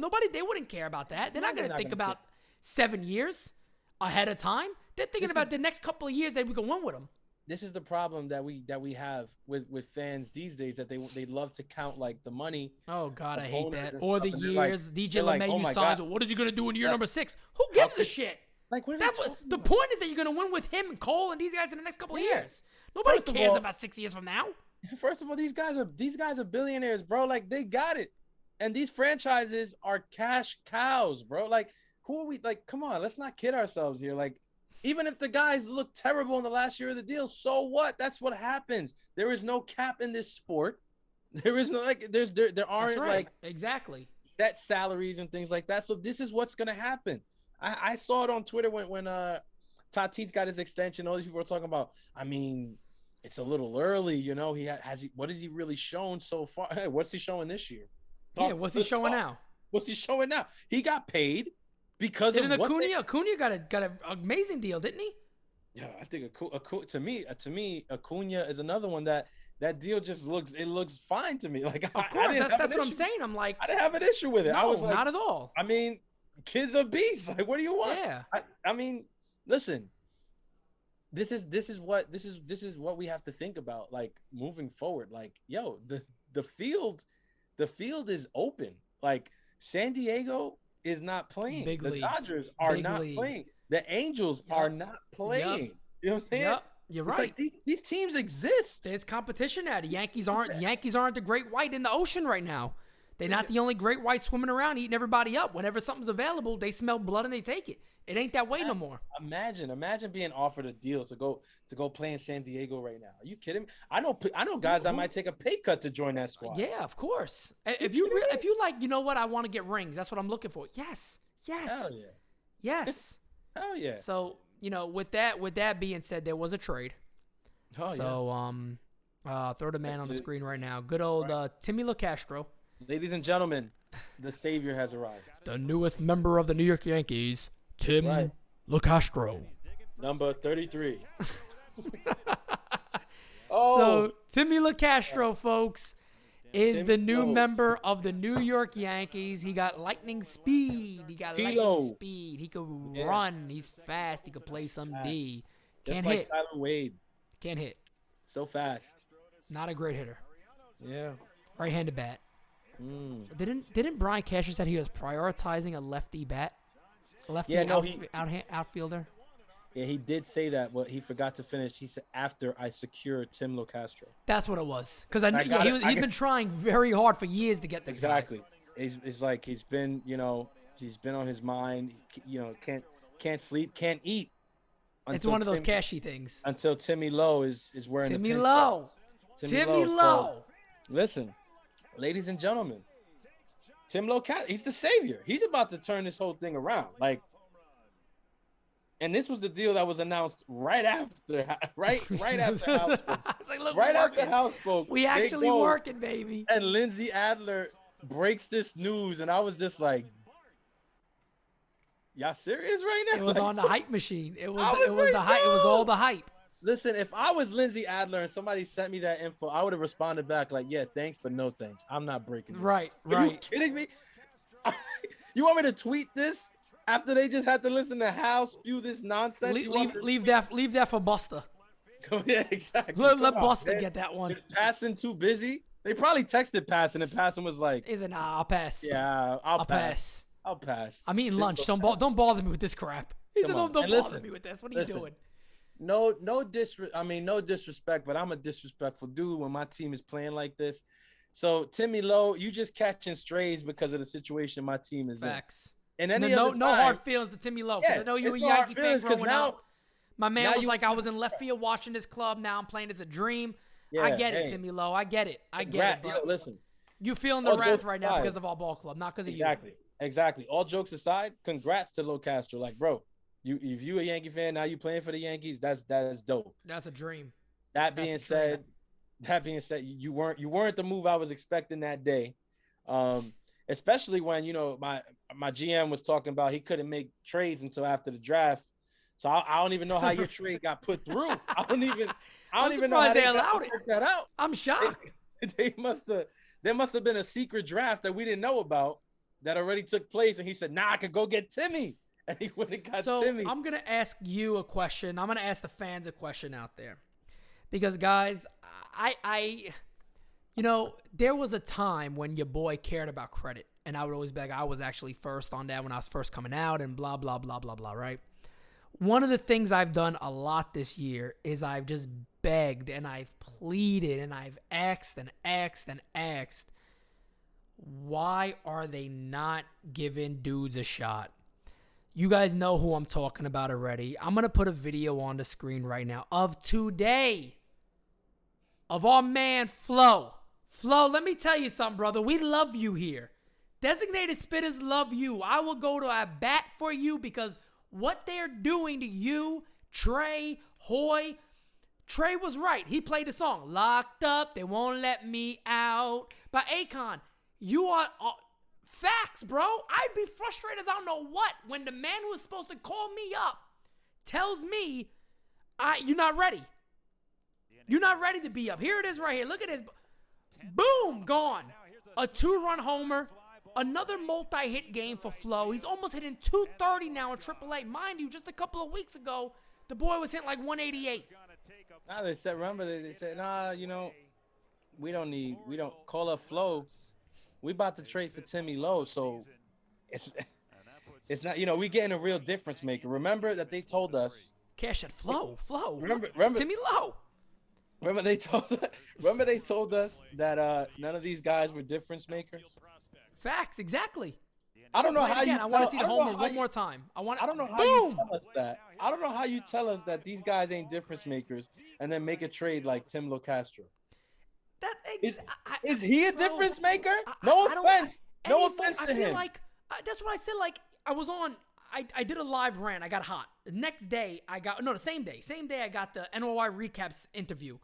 Then I got this today, and every day, bro, I'm saying to myself, Pete, you keep repeating yourself. It's like everything's a repeat of what I'm saying, but I'm like, I'm obviously doing it for a reason. Like, it's obvious.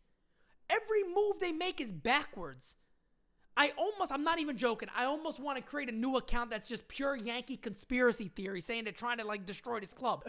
I don't know how else to see this. You can't convince me any other way. My man is a lefty bat. He hits for power. He could play great defense. He got an outfield arm. He got speed. You cats are going out there making a deal for Timmy Lowe, who does nothing. And on top of that, where was Timmy Lowe? Nah, he's Is he not activated yet? He's not ready. No, he's activated.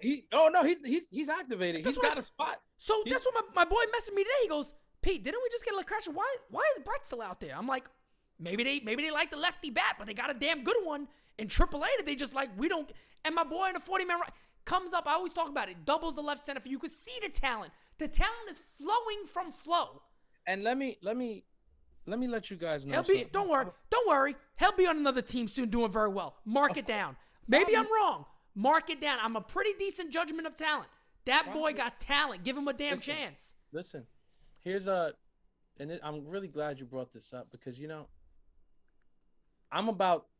You guys might get mad because I know some of y'all love this guy, but I'm about done with Brett Gardner, and I'm gonna tell you why. I am too. I'm gonna tell you why. And I love him. Listen, I love Brett. First and foremost, here's what I want to do. Right? Salute Brett Gardner. I want to salute you. All right, because you've been a true Yankee in your time here. All right, you were gritty, you grinded, you hustled, you played, you defended your position well. You were a decent hitter, but I want you to notice the action word that I'm using here. I'm saying was. No longer. You are no longer that guy. You're not that guy, pal. Not anymore. Yep. You are not that guy, pal. You do not belong on a major league roster. Okay. Our ownership and our leadership are too blind to see it. If you could please put us out of our misery and just retire. I whatever it takes, Brett, whatever it takes. I don't know what you want. You want an alligator?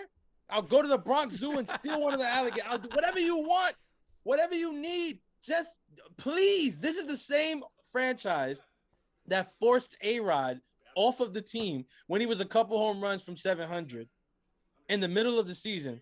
But we just running out Brett Gardner there every day. And then I got people saying, well, the thing is that the situation is we don't really have outfielders. We don't really have outfielders.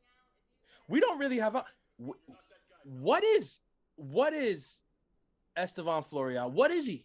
Does he not exist? Does he only exist in our minds or something? I don't get it. I really don't get it. Ambergie's not an outfielder. Does he only exist in our mind? Like, bro, I have never heard a GM talk the way this guy has talked about guys. It's almost like he's like, I don't care about their stats. My guy's gonna get it. It's like you said before. It's like almost like you're selfish.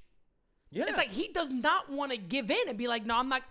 I would be hot. And I know Arby wrote about it today. Arby was like, if I'm those three, yeah, get my agents on the phone. Like, yeah. I'm sorry. I can't be that disrespectful. Like, I'm putting up Hoy Park. Hoy Park is putting up baseball game numbers over here. That I want to know. That to me is the most interesting case of all of them. Flo, as good as he's doing, I'll give you, he's young. I disagree. I think he's ready. I think he's ready enough that he'll be fine up here. I'll give you that. How old is Park? 25, 26. What are we waiting for? There's nothing to wait for there. Because you know the thing with Park is, and this is what I've been trying to tell people. Like the people are like, bring him. I always warn them. I'm like, just the FYI, there's not a real expectation for the dude. There's not a real expectation for him. So if he came up and really fizzled, you're like, all right, he could be a bench piece potentially, what we expected. But the thing with Florial that bothers me the most is the position is there for him. There ain't nobody doing it. No. So you cats, like, I remember a few people arguing, what if he came up and hit 200? Who's doing it now? What do you mean? What if he came up and hit like Brett Gardner? Who's doing it now? What if he came up and hit like I said, I'll set the expectations a little lower. Let's say he comes up and hits 225. You mean to tell me that's not an improvement for your ball club? He's a lefty bat, speed, good defense. And you can't put a price on major league at bats. These kids, they come up, there is an adjustment period. We are not stupid. The NYY news team is full of a lot of educated people who know baseball. We're not saying just to call up. We're not, because if we were crazy, we'd be saying, call up Dominguez. He's ready. Right. We know that Dominguez is not ready. We know that Dominguez is years away. We're not nuts. Flo is in a very unique position right now where, yes, he is young, but he feels a dire need for this team. And he is showing already at the AAA level that he can adjust and he has fight in him. That's the big word, adjustment. Give him the opportunity. That's all I'm saying. And here's the thing. Opportunity. Give him a couple weeks. Give him a month. All Cashman does is pick up a phone and goes, hey, we need Flo up here. Let him know he's coming up. He got a plane, whatever, blah, blah, all the other back end stuff. You don't got to move nobody. I'll go pick him up. He's Scranton. It's right there. I'll pick him up. That's the thing that drives me mad, though. No, Brian, you don't even need to call the Uber, bro. Francis is going to get him. Francis is on his way right now. We good. I got you. I'm gonna do the rest of the pod from the car. Like, what are we doing? Like, this man is down there, man. He's killing shit. It's like him, Ambergy, Hoy. I was like, I look at them and day. I am beyond confused. I You truly realize can't Kratz- come up with anything. Do you realize Kratz has like Every day.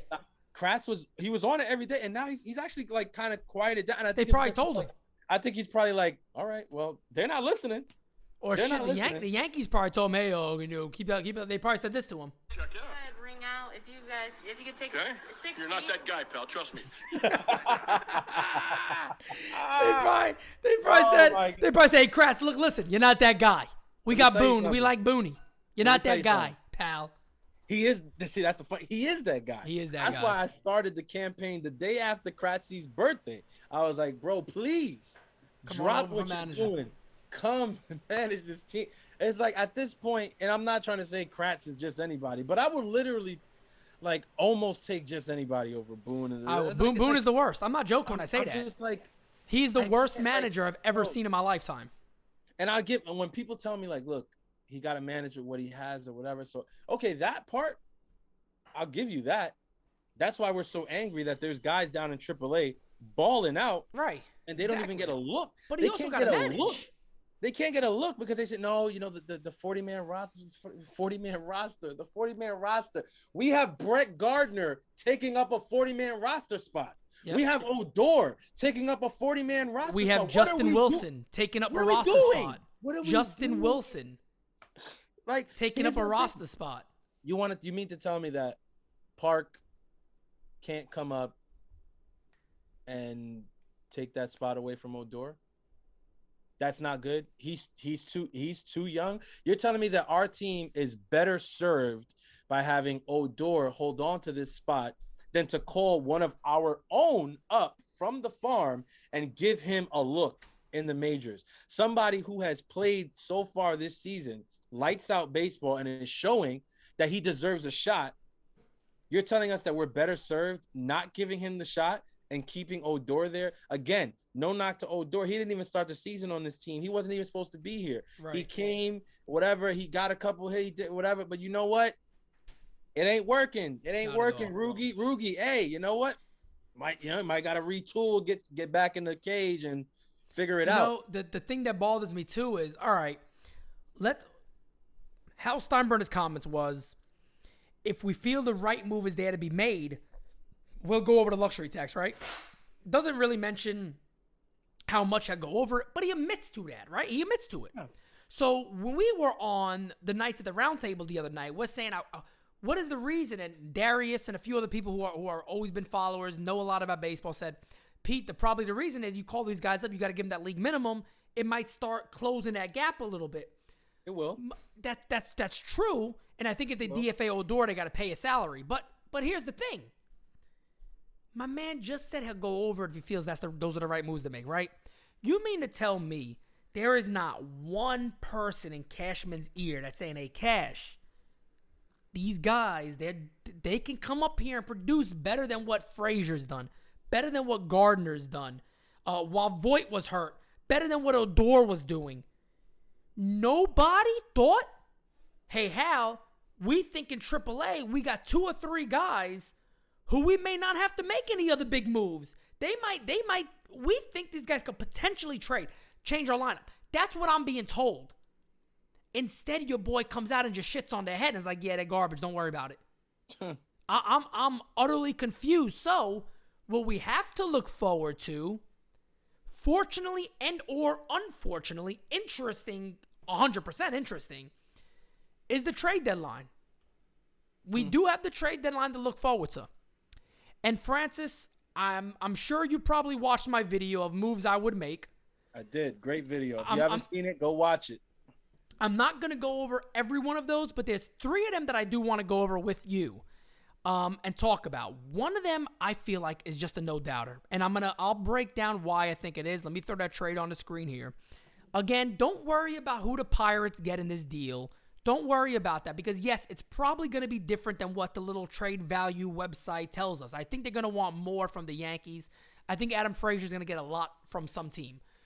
I want the Yankees to get Adam Frazier. I want them to bust their ass to get Adam Frazier, okay? I have in a deal Adam Frazier and Rich Rodriguez coming to the Yankees. I'm going to throw some highlights on the screen for you guys right now as we speak of Adam Frazier. And you're going to see exactly why the Yankees need this guy in their lineup. Plays a gold glove defense at second base, can play the outfield. Watch the clips, watch the highlights here, pokes the ball to left field, hits the ball hard everywhere. He's a spray hitter all over the place. He hustles. You know what he is, Francis? Something that we don't have. A gamer. He is a gamer. He's a guy that you know is playing his ass off now because he's like, hey, this is my year to go to a contender. Here he is right there. Look at that hustle on that right there. We don't see that all the time.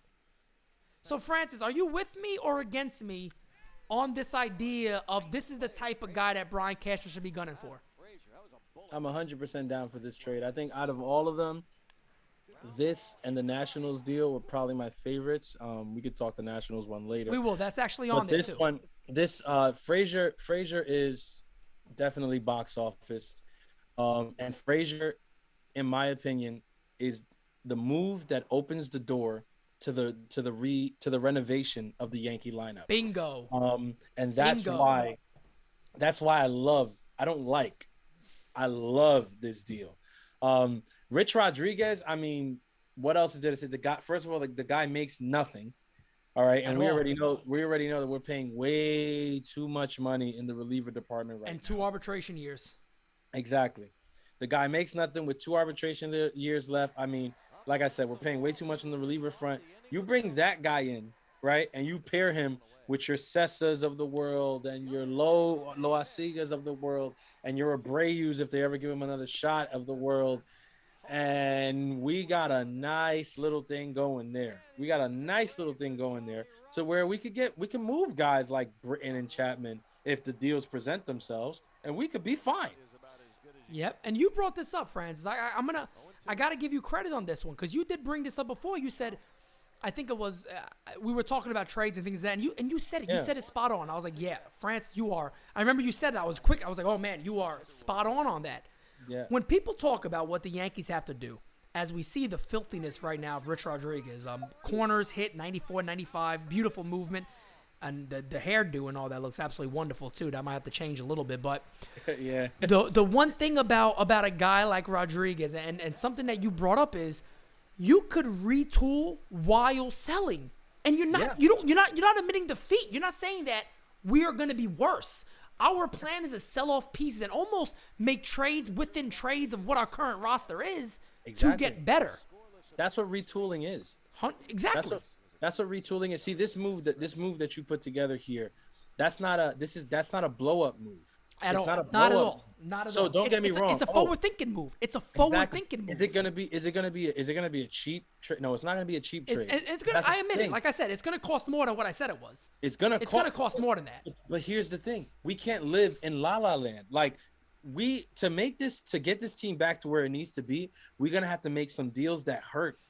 Right, you guys, a lot of fans, you guys are really like you've sipped on the juice of this prospect hugging that Cashman knows, and you're afraid to make these deals. I'm sorry, bro, but if you want to see changes, we're gonna have to make some deals that they're gonna sting, and this is one of them. That if it's a possibility to pull it off, oh, best believe it's gonna hurt. There's gonna be a name or two in that deal that you're gonna be like, damn. We sent him over, and I'll say this. We're gonna have to. And here's the thing too. I go back to 09? 09. I think. Well, look at that. 09. I think it was 09. The year the Yankees got, and correct me if I'm wrong, but I think it is because I feel like that's the year they won. Yeah. Or it might have been 08. Anyway, Xavier Nady and Marte. Oh, I think that might have been 08 because I know Marte had another year. Let me see. I think it was 08. But I'm going to tell you why I'm going to bring it up. It's right around that time. Because I know he won the World Series with the Yankees. Remember, he dominated the lefties and the Phillies. Oh, 2000. It was 2008. 2008, and then he pitched in 09 when he won the World Series with him because he dominated the Phillies. Yes, yeah. He came back from injury towards the end of the year and dominated the Phillies. But here's why I bring that up. Yep, I bring that up because for the Yankees to make that trade, they gave up Jose Tabata. who everybody loved. Tabata was the next Manny Ramirez, remember? They gave up Jose Tabata, Dan McCutcheon, Jeff Karstens, and Ross Ollendorf. So those were if people don't remember this, those guys at that time were what the Yankees had in a broken system, but some of their best guys to get something in return. So I bring up Jose Tabata. They had in a broken system. And Jose Tabata was a top 100 prospect. He wasn't just a bum. This was a guy who everybody was expecting to be the future right fielder for the Pirates for years. That's the reason they made that deal. And that didn't turn out great. You know what I mean? It didn't turn out. It got the Yankees a ring, though, on the player that wasn't the big deal of that. It was more of the Xavier Nady was the big piece of that deal. Exactly. And he was great that first year. He was amazing. Yeah, I liked him when he first came over. So that's what I'm trying to say, and exactly like what you're trying to say. Trades for guys like Adam Frazier, right? They're not going to be easy. They're going to be something that, and again, I always talk about this. I talk to a lot of Pirates people. I know what they're looking for. They want a young catcher. They're still looking to build that system up. And I tell you what this team needs to truly compete and get there. They still need more starting pitching because they have a lot of guys coming up. They do. They have Contreras, who we gave them. They got Quinn Prester, who we gave them. They got a few other guys. Both of those guys going to the Futures game. But they got other guys coming up. But let me tell you something. If you call these guys up and say, hey, look, we want Frazier and we want Richard Rodriguez. We are willing to make this deal. And they say, well, we're looking for a starting pitcher. The Yankees got the young catchers. They got a load of them. They got a boatload of young catchers. They got a boatload of young prospects in lower than A-ball or an A-ball. They got all that. They also got starting pitching prospects that people try to discredit, but they got a lot of them. And I would be more than willing to give Davy Garcia up, who's almost ready, and to go to the National League with less expectations. And the Pirates could just be like, hey, bro, we'll give you this shot. Go take it. Let's see what you can do. That makes a lot of sense for me. The Pirates might be – the thing about the Pirates is that you got to understand this is an organization that has trusted their process for a long time. And, yes, they've been the butt of a lot of jokes. And people say, oh, the ownership is terrible over there. They don't spend money, whatever. Listen, one thing they know how to do is farm. Pittsburgh knows how to farm. They draft really freaking well, and their minor league systems are like some of the best. They're pumping out. They've been pumping out like quality talent into this league for a very long time, and I don't think they get enough credit. You're talking your Andrew McCutcheons, your Xavier Nadys, your like it's Garrett Cole, Glass now. Like this has been for some time now. And people don't realize how many of your favorite players around the league came from Pittsburgh. They started in Pittsburgh. These people know what they're doing. That being said, Pittsburgh may not be afraid of a Davy Garcia's struggles right now. What would they be? Because they might say, well, look at where your organization is. So you got to look at trades per your organization.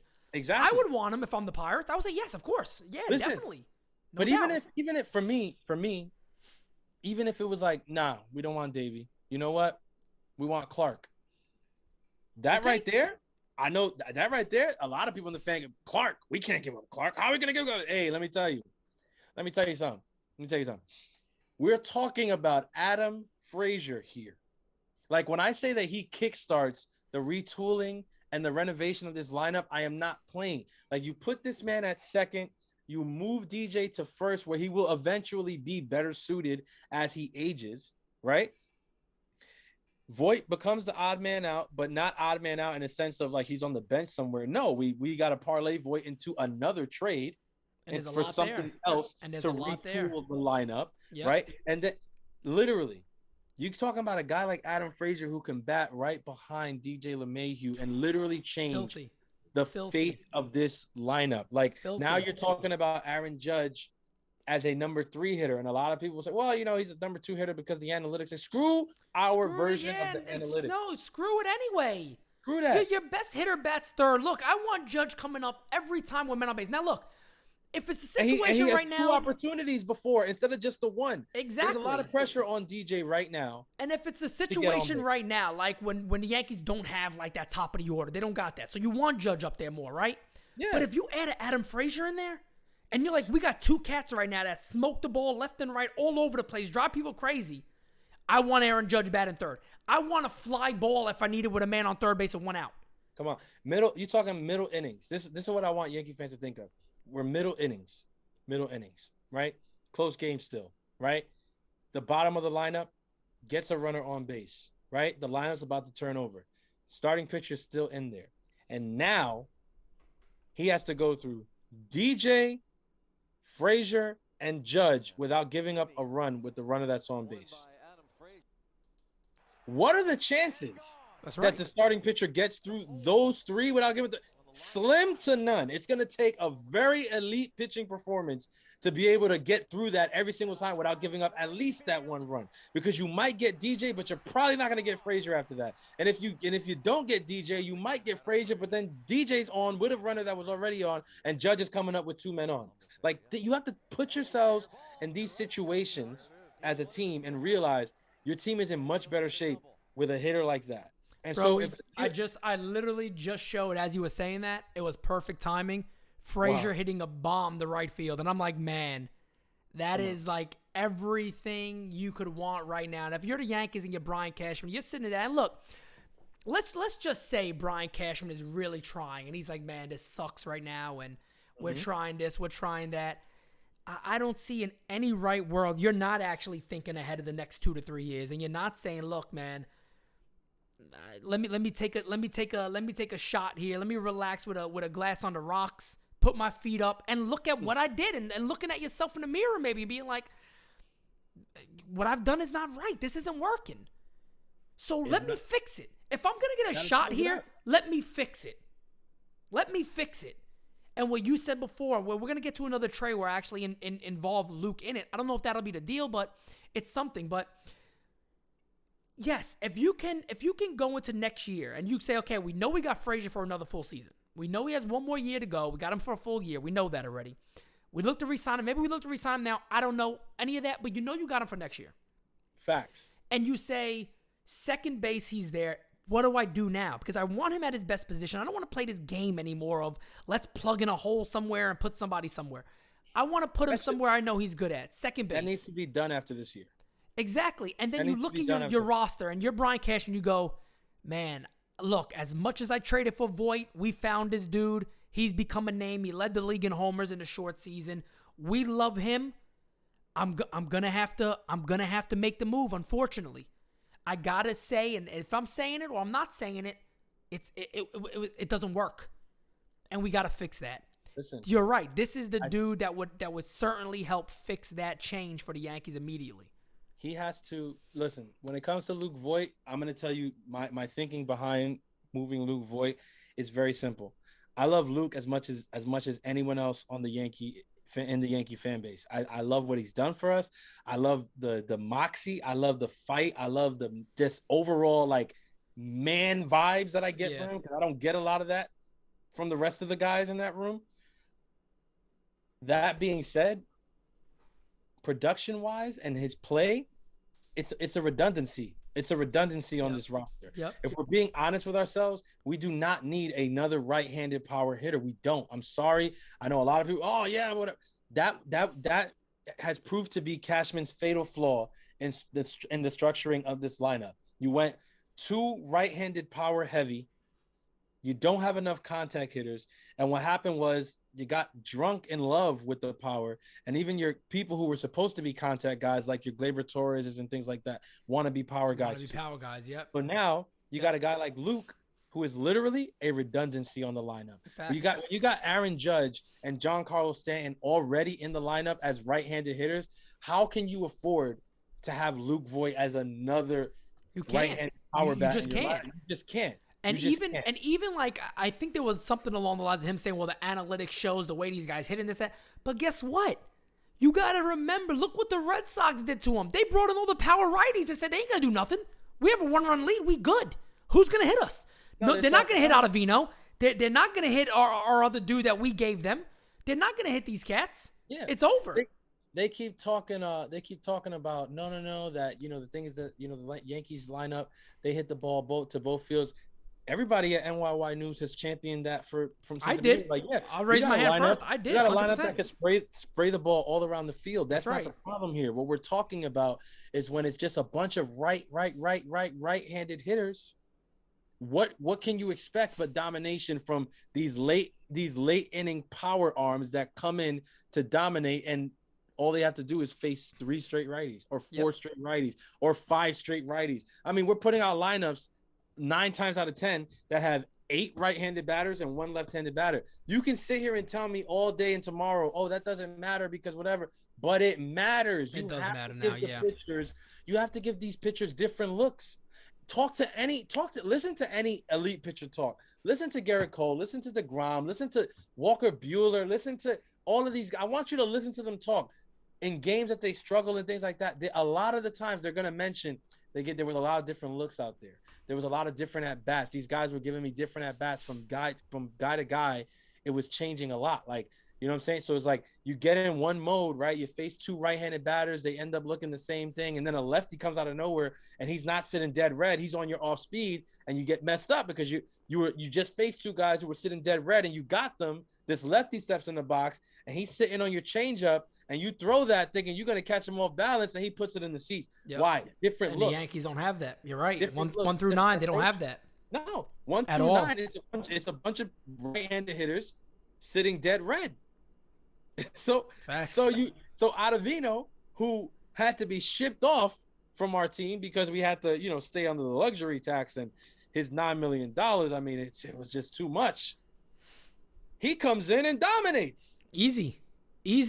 And maybe his second appearance, it wasn't as dominating because he had runners on, but he still got Judge on strike 3 when he needed to, and that's what matters. And even if the Yankees got a hit off him, the fact of the matter is, you still make it easy on other clubs when they got guys like that.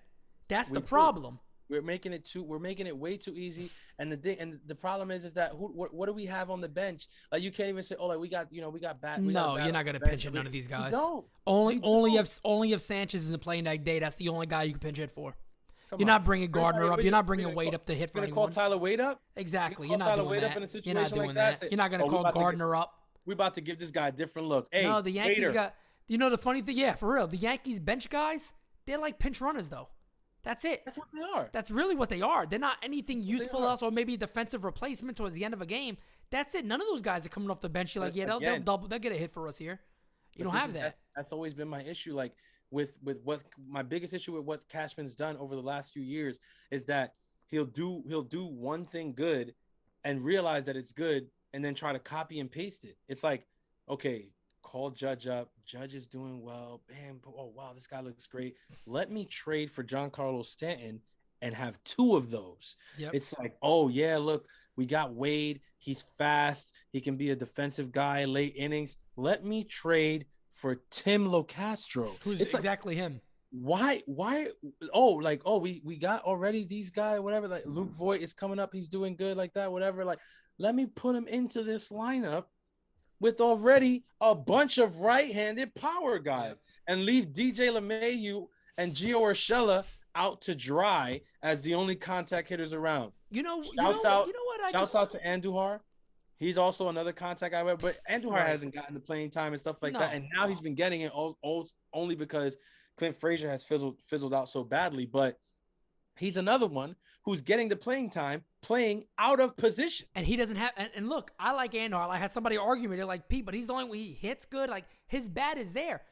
But, look, he doesn't have a spot. He unfortunately, he's not a left you fielder. can't fall in love with these guys. Look, anybody who's followed me, you know how much I love Miguel Andujar. From the very moment, I was the first one arguing that he should have won the Rookie of the Year, going to bat for my dude. I love Miguel Andujar. I love Miguel Andujar. I love everything about him.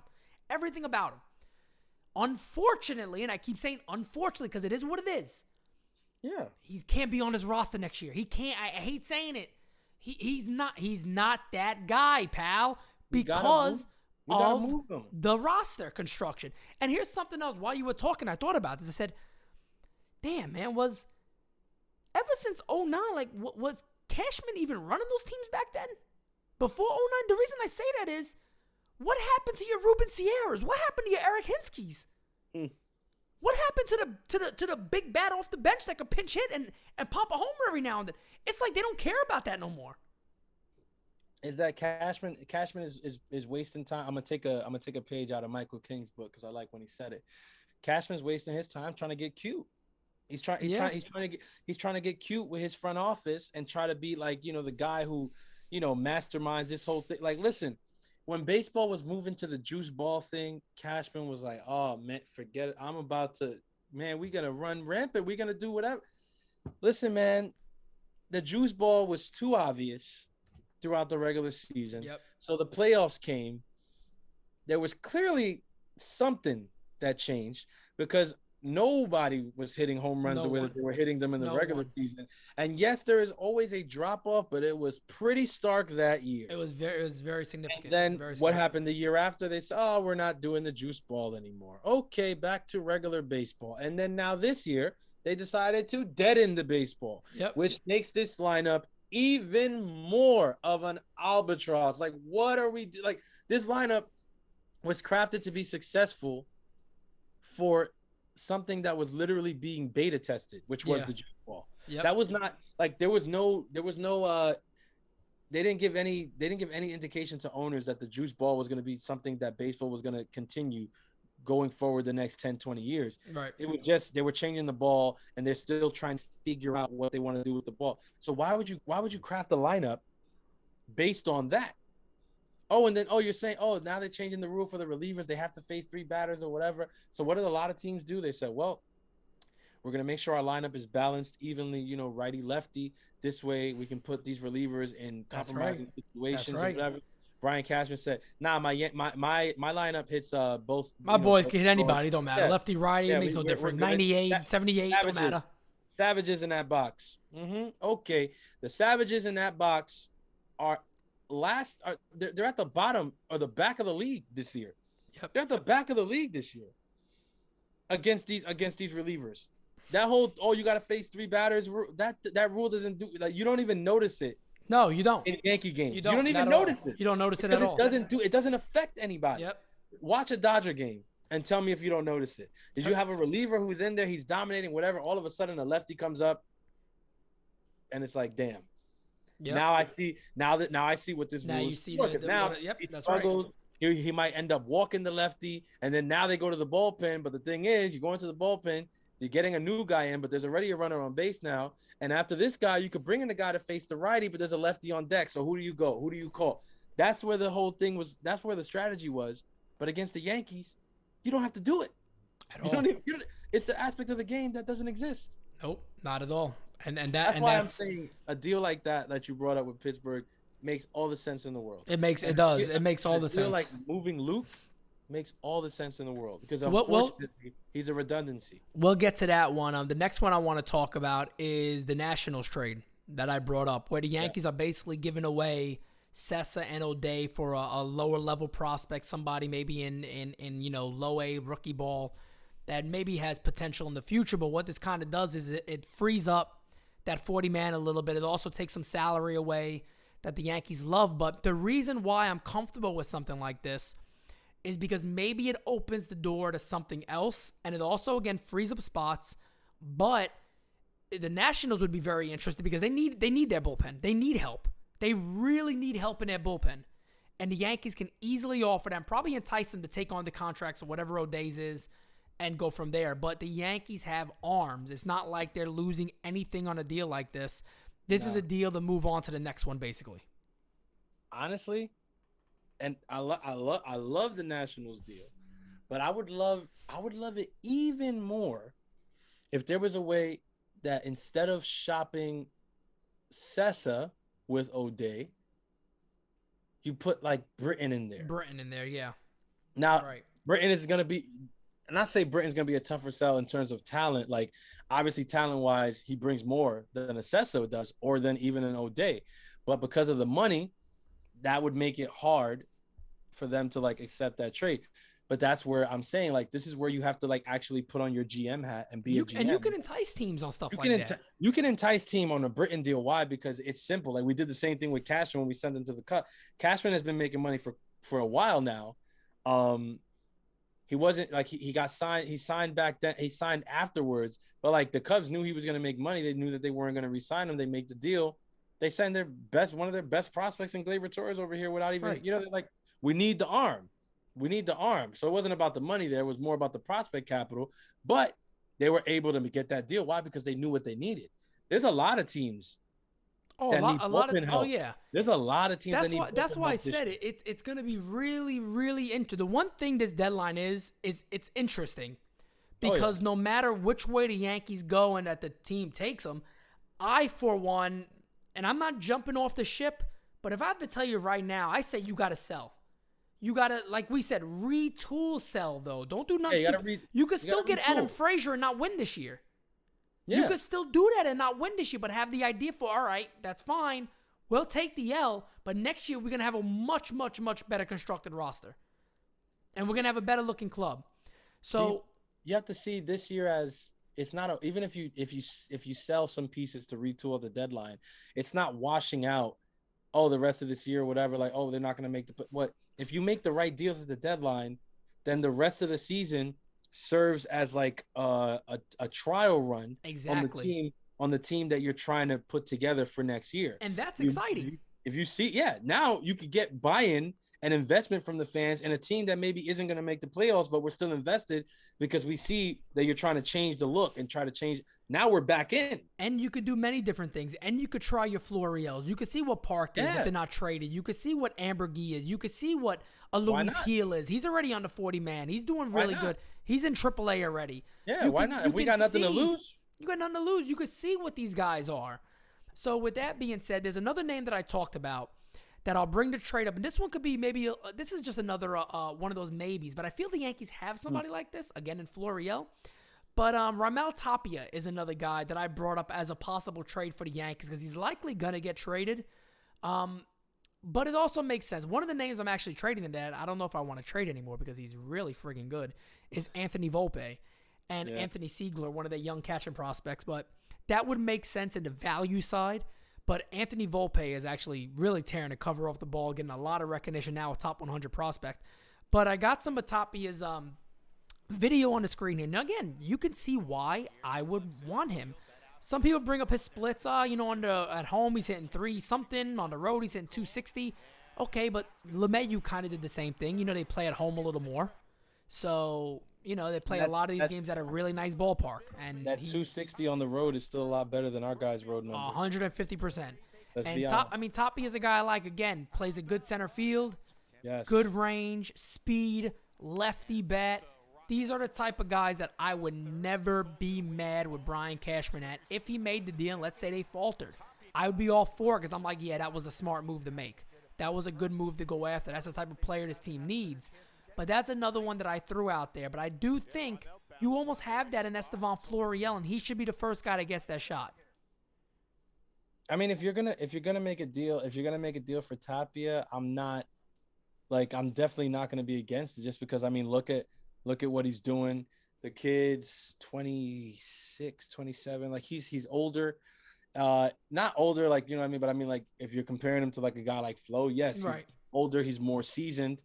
And if your goal with Florial is just to like really let him flesh out these years in the minor leagues and like really cook down there, then making a trade for a guy like Tapia would make sense because he can spell until you finally give Florial the shot that he's working towards. Well, it's also one of the crazy things I brought up. Like when I made these trades and I made the roster, if you remember seeing the part with the roster, I was like, look what we did magically. We added 3 lefties to a lineup.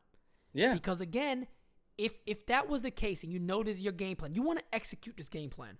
Yeah. If you get these deals lined up, you can, as much as I hate saying it, you can move Andujar. You can have an outfield now of Florial, Tapia, and Judge. And however you want to do the left and center field thing, but you have just improved your defense and you added lefties to it. You added speed to it. You added contact to it. That is huge. You know how athletic that outfield is? And we don't have that. Aside from just the defensive implications that brings, just offensively too, like another really big issue with the Yankees is, and I'll actually give credit to L.I. Yankee King on this because he's actually mentioned this a couple times, is that the team is very unathletic. That's true. That's very true. That is very true. Like if in these moves that we're gonna that hopefully, I'm not gonna say we're gonna, because I don't have the faith with these people right now, but hope is that they make moves like this. You hopefully bring some athleticism like Tapia into the fold. You hopefully bring some athleticism like Florial eventually into the fold, because when like what we're doing right now is just it's not like working. Somebody brought a stat up the other day in the Angels series. They were like that the Yankees have gone first to third on hits Less than anybody. Less than anybody. Yeah, I remember my pops told me that a while back. It's because we don't have athletic like people. No, like, we don't not have at people all. who can run like that. Like Stanton Gardner, can't move. Come on, old man Stanton Gardner can't even move. runs better than pretty much everybody on the team. It's crazy. Him and Wade are the only guys that will just blow by everybody. Other than that, and they don't have one. I don't expect Aaron Judge to like be busted. No. I know Aaron Judge, if he wanted to, he could probably like run pretty well, whatever. But I don't want him to because he's an average runner.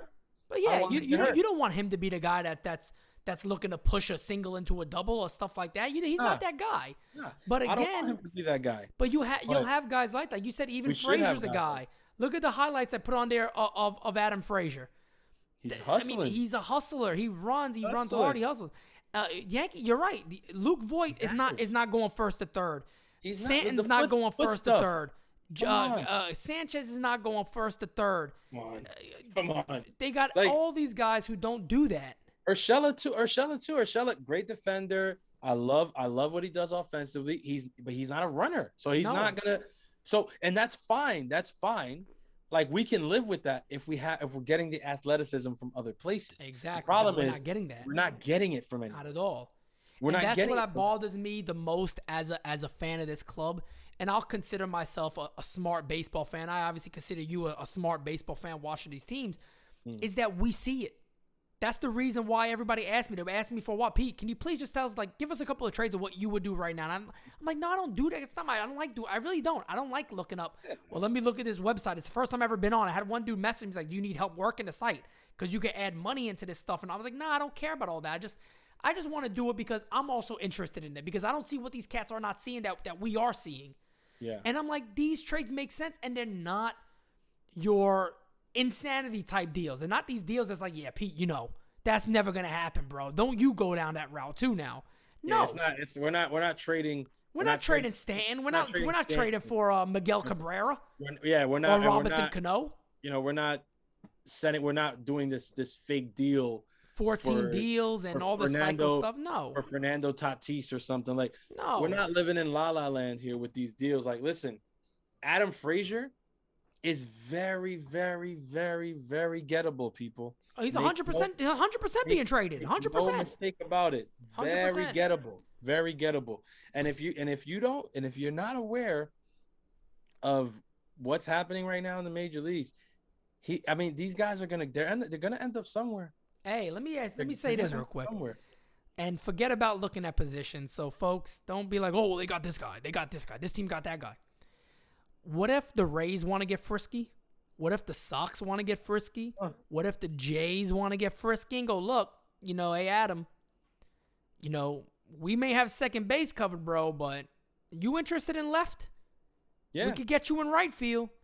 All we need is that bat added in there. We feel we're World Series contender with you. Come on, man. Like the White Sox. You can't play like that's my biggest thing is like as the Yankees right now, can you afford to like mail this in this season? Like if teams make deals, if they're serious, no, you can't. Unless you're the seller. If you're the seller, then yeah, you do what you want. You get everything you can. Of course. But if you are being like, we're gonna be slick here, we're gonna retool and look to still win, but look forward to next year. Which is what they should do. 100%. That's what we're saying. Like that's what we're saying. It's like I'm not on the train. Oh, blow it up. No. I saw a tweet today, and I know this guy. I actually like his account a lot. I think it's Julian from Grunt Talks was just tweets. They sell everything except Judge. Maybe it was just like emotion probably. So it is. But Julian a good guy. Yeah, it is. Good guy. So I'm like, I know it's emotion. I know a lot of people are there right now, but honestly, there's so much on this team already that you don't blow this up with what we have on the table already and what we have in the minors and what's available via the trade, and also in terms of in free agency signings.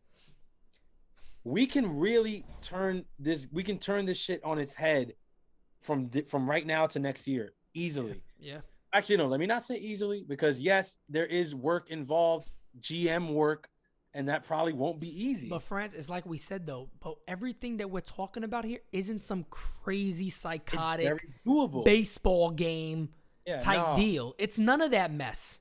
It's none of that mess at all. It's very doable. Very doable. And here's the last trade. So, and then we can start getting the wrap up here. But this is another one I threw out there, folks, and it's Jose Barrios. Everybody knows who he is. On the deal, I have, Voit leaving it and that type of deal. But as I throw some of Jose's highlights on the screen here, we know who the kid is, right? Wouldn't it be nice to have him in that rotation? He's likely going to be traded. And the reason why I brought up Voit in that deal is because Nelson Cruz is going to get traded. And Miguel Sano is there as a DH. Voit has multiple years left. Again, guys, don't worry so much about who I'm trading in the deal. Understand the reasoning and the what behind it. Is adding a guy like Jose Barrios is great behind Cole and also great for your future. You got him for a full another season. Again, roster construction.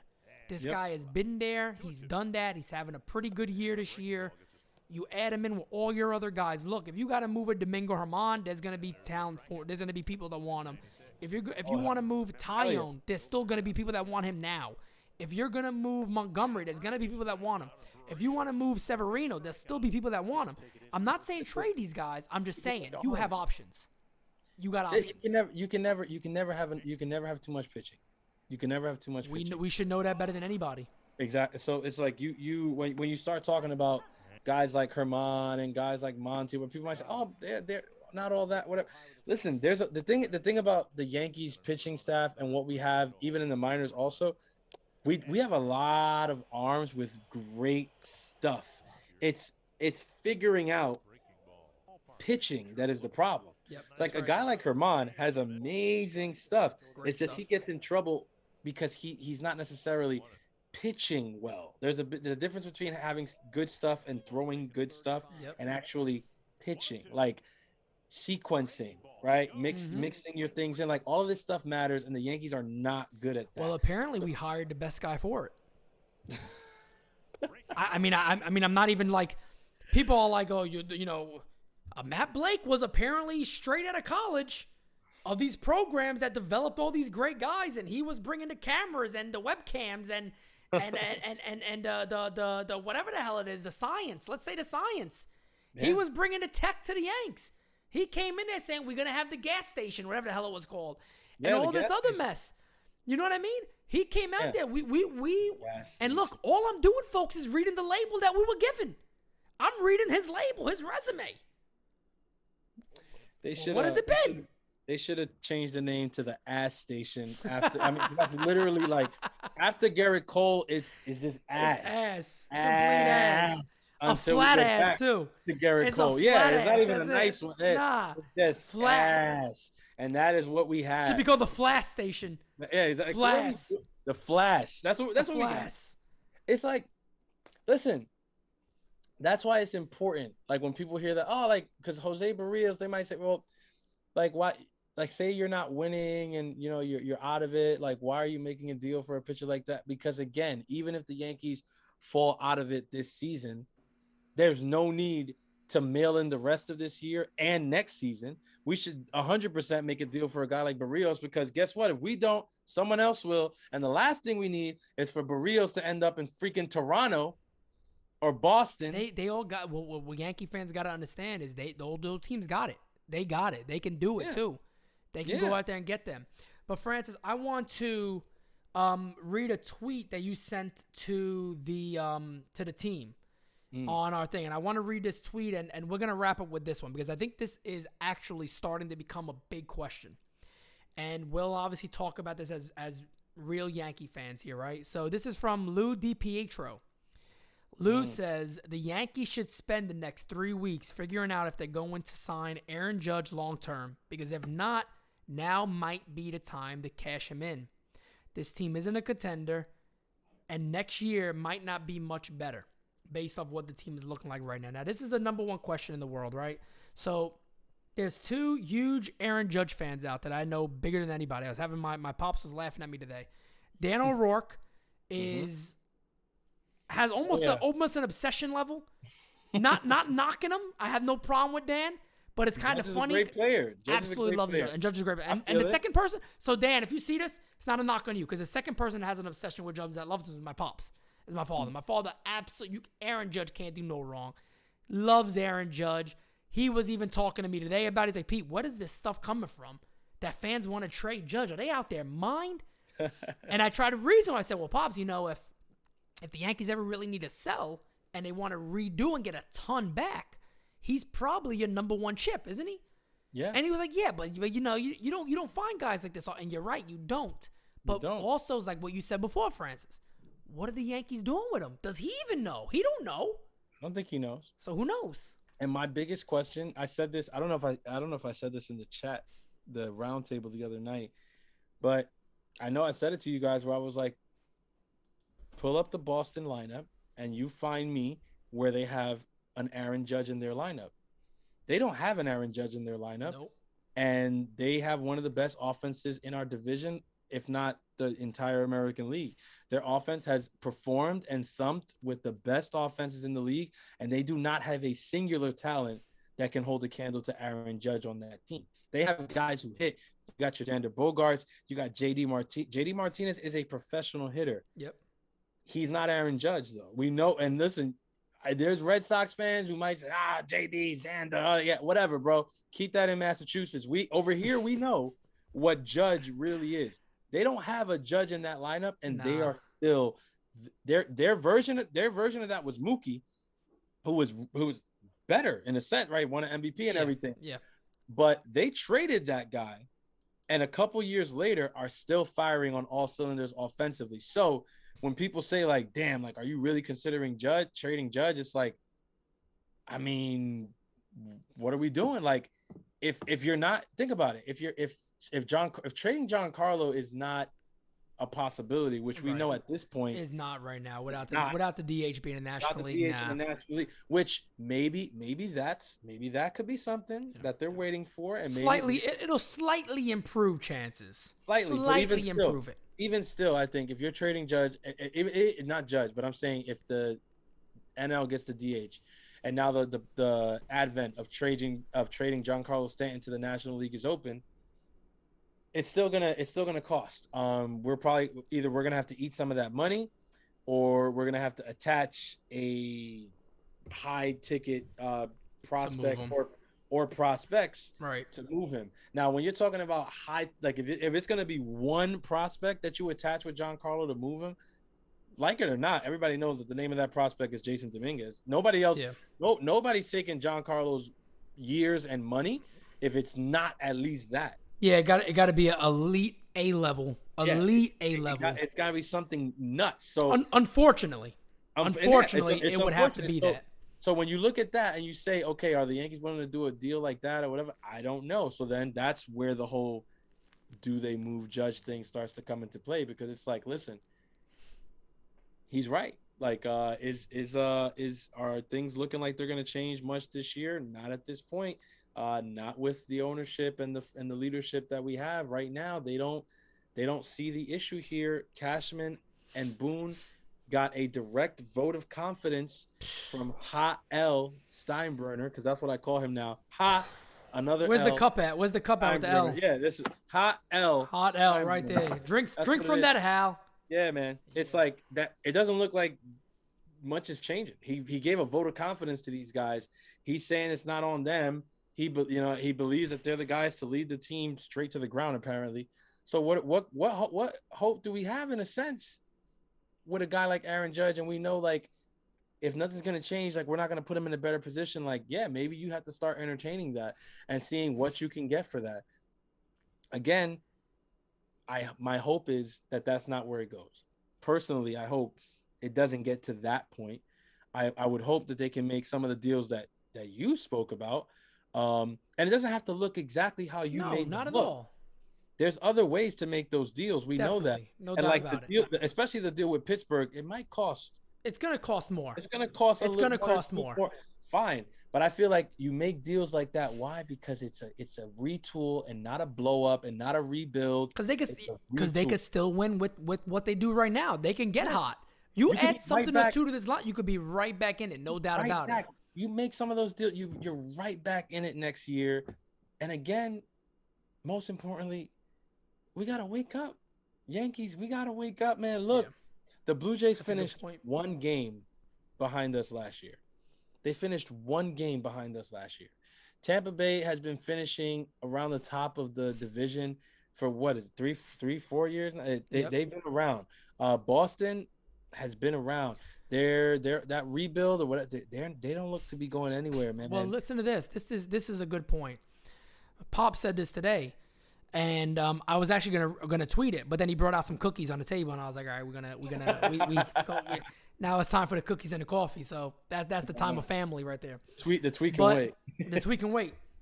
But now that you brought it up, you made a good point, because even he said, Pete, you look at the American League East, and if you project the next 3 or 4 years, the Yankees don't look as cute as the Blue Jays do. They don't look as cute as the Rays. They don't look as cute as the Red Sox. Depending on certain moves to be made. So roster construction really needs to be front and center when you look at this ball club. That's why I've always been the last couple of years so infatuated with what is the next year going to look? What is it? Who are they going to sign? How are they going to do this? What are they going to do? But there are answers. They're not in some sort of hole here where they got 4 Giancarlos, where they can't move them. They don't have that. They just got to do moves that might be unconventional in the sense that fans might be a little blown back by it for a second. Like, wow, we really just traded Luke Voit? Well, yeah. We had to. We had to. And I would respect Brian Cashman. See, that would be me up there, right? Me or you. Here's my thing. Today we made this deal. Brian, what brought about that trade? The roster I put together brought about it, unfortunately. The roster that I put together, unfortunately, led to this moment, because what I'm trying to do now is right some of the wrongs that I feel I caused, and I hope Yankee fans are going to give me that chance to do that, and I think we started that process today. But you will never hear that man ever say that. Ever. You'll never hear him say it. And that's a fatal flaw. To me, that's a fatal flaw. It's a huge flaw. I look at the position that we're in right now, and I agree 1,000% with Pop Simonetti. This man, hopefully we could get him on the pod, man, because he's a spitter, man. He's a spitter. Hey. He's a spitter, man. He's every time I hear something that he says, the man is spitting facts. When you look at the Blue Jays right now, you look at Tampa Bay right now, you look at Boston right now, and they look a lot shinier than what we look like in our current state. But that doesn't mean that we can't retake our position. Ladies and gentlemen, I'm wearing the pinstripes for a reason. These things, they mean this jersey, it means something. And we can recover what this used to mean before the last few years happened. And we're literally a few moves from recovering that and putting fear back into the hearts of teams like Tampa Bay. The fact that Tampa Bay comes to the Bronx and doesn't fear playing over here is a problem to me. The fact that the Blue Jays with their young core aren't phased by coming and playing the Yankees is a problem to me. We need to put the fear back into these franchises. They're good. Don't get me wrong. The Blue Jays got a damn good lineup. They shouldn't really be afraid of anybody, but you know what? Damn all that. We the New York Yankees, bro. We should be instilling fear in them. As good as they are, we should be instilling fear in them, because we should be beating them. As good as they are, we should be beating them. And they should be literally sitting there like, damn, bro, we got freaking Bo Bichette. We got Vladdy Jr. And we can't beat these guys because they're the freaking Yankees. Because they're the cream of the crop. That's why we can't beat them. We used to be the cream of the crop. That's what we used to be. And that's all we're asking, is that we regain that form as the cream of the crop, the top of the barrel, a number one, king of the hill. That's why New York, that's why we played that song. Because that's what we were. That's what we were, ladies and gentlemen. But if we make some of these deals and we retool and we move, yes, we can move on from Boone, and we move on from Boone. Yes, of course, because He's not the guy, man. I see people try to. It's not gonna happen with him. I'm telling you guys right now. And look, we need accountability. Would I celebrate if the Yankees won with me? Yes, of course I would. Of course I would. But I tell you what, right now, they will never win with Aaron Boone. They will never win with Aaron Boone. I don't believe it. I double down. I don't believe. I don't see. There's nothing that he provides that sparks this club. I have never seen a more flat Yankee team in all my years of watching the New York Yankees. Never seen a more flat club ever. Dude, I'm gonna tell you like this. We're not like we're not there anymore. Like we're so past if Boone is gonna, like, we're so past that at this point. Like, he has to go. There's just no, like, I'm sorry, but you run that man out there in 2022, I might have to get ejected from the stadium. I might pay the price to sit behind home plate or close enough where I could throw a drink into the dugout or something. Like, I can't. I'm sorry, but if we're gonna actually, if we're serious about going for this thing, if we're I'll serious, slip some balls in there. Yeah, if we're serious, yeah, clearly there's a lack of that in that dugout. Listen, if we're serious about the chase for 28, we need a manager, bro. We need a real manager. We need somebody gonna hold the team accountable. Hey, man, I was laughing today. Matter of fact, I might have to pull it up and let people hear it because I just love it. I was again going back to Pops. Me and Pops talking today. We're talking about managers and all that, and I was joking around. I said, if it was me, I would give this guy the reins of everything. And I'm joking around saying it because I don't know if he would be the right fit, but hopefully I still have here. It is right here. I was laughing about it, but I'll just play it because you're going to know immediately who it is. And I said, I would give this dude the reins. Why? You know why? Because one, he's not scared. Two, he plays no damn games. And three, one thing would happen. The team's going to play under him. No doubt about it. But here he is. So this is him responding to Josh Donaldson. Yes, I know you paid. You was better player than me, but you never will have one of this. I got 3 of them, Papi. Three. And you've been shit. 3 of them, Papi. 3. Make all the money. The Minnesota Twins bring up you to win, and they get worse and worse with you. See you later. Good luck, brother. It's still making you money. And God, you know what? Your next career will be. I forgot about this. He said your next career gonna be WWE, but I got 3 of them, Papi. Three of them, Papi. I got 3 of them. Okay. You know, Ozzie Guillen and my man, but look, they need fire. They need fire. I would really, really like that. I would really, really enjoy that. It would never happen. It would never in this world happen. He's not a Cashman guy. You know he's that not a Cashman guy. You know he's not a Cashman because guy. Ozzie Guillen, nobody's going to make Ozzie Guillen a yes man. No. Nobody. He can't be controlled. That's the thing. He can't be controlled. He's a George Steinbrenner guy. He's a George Steinbrenner guy. Oh, for sure.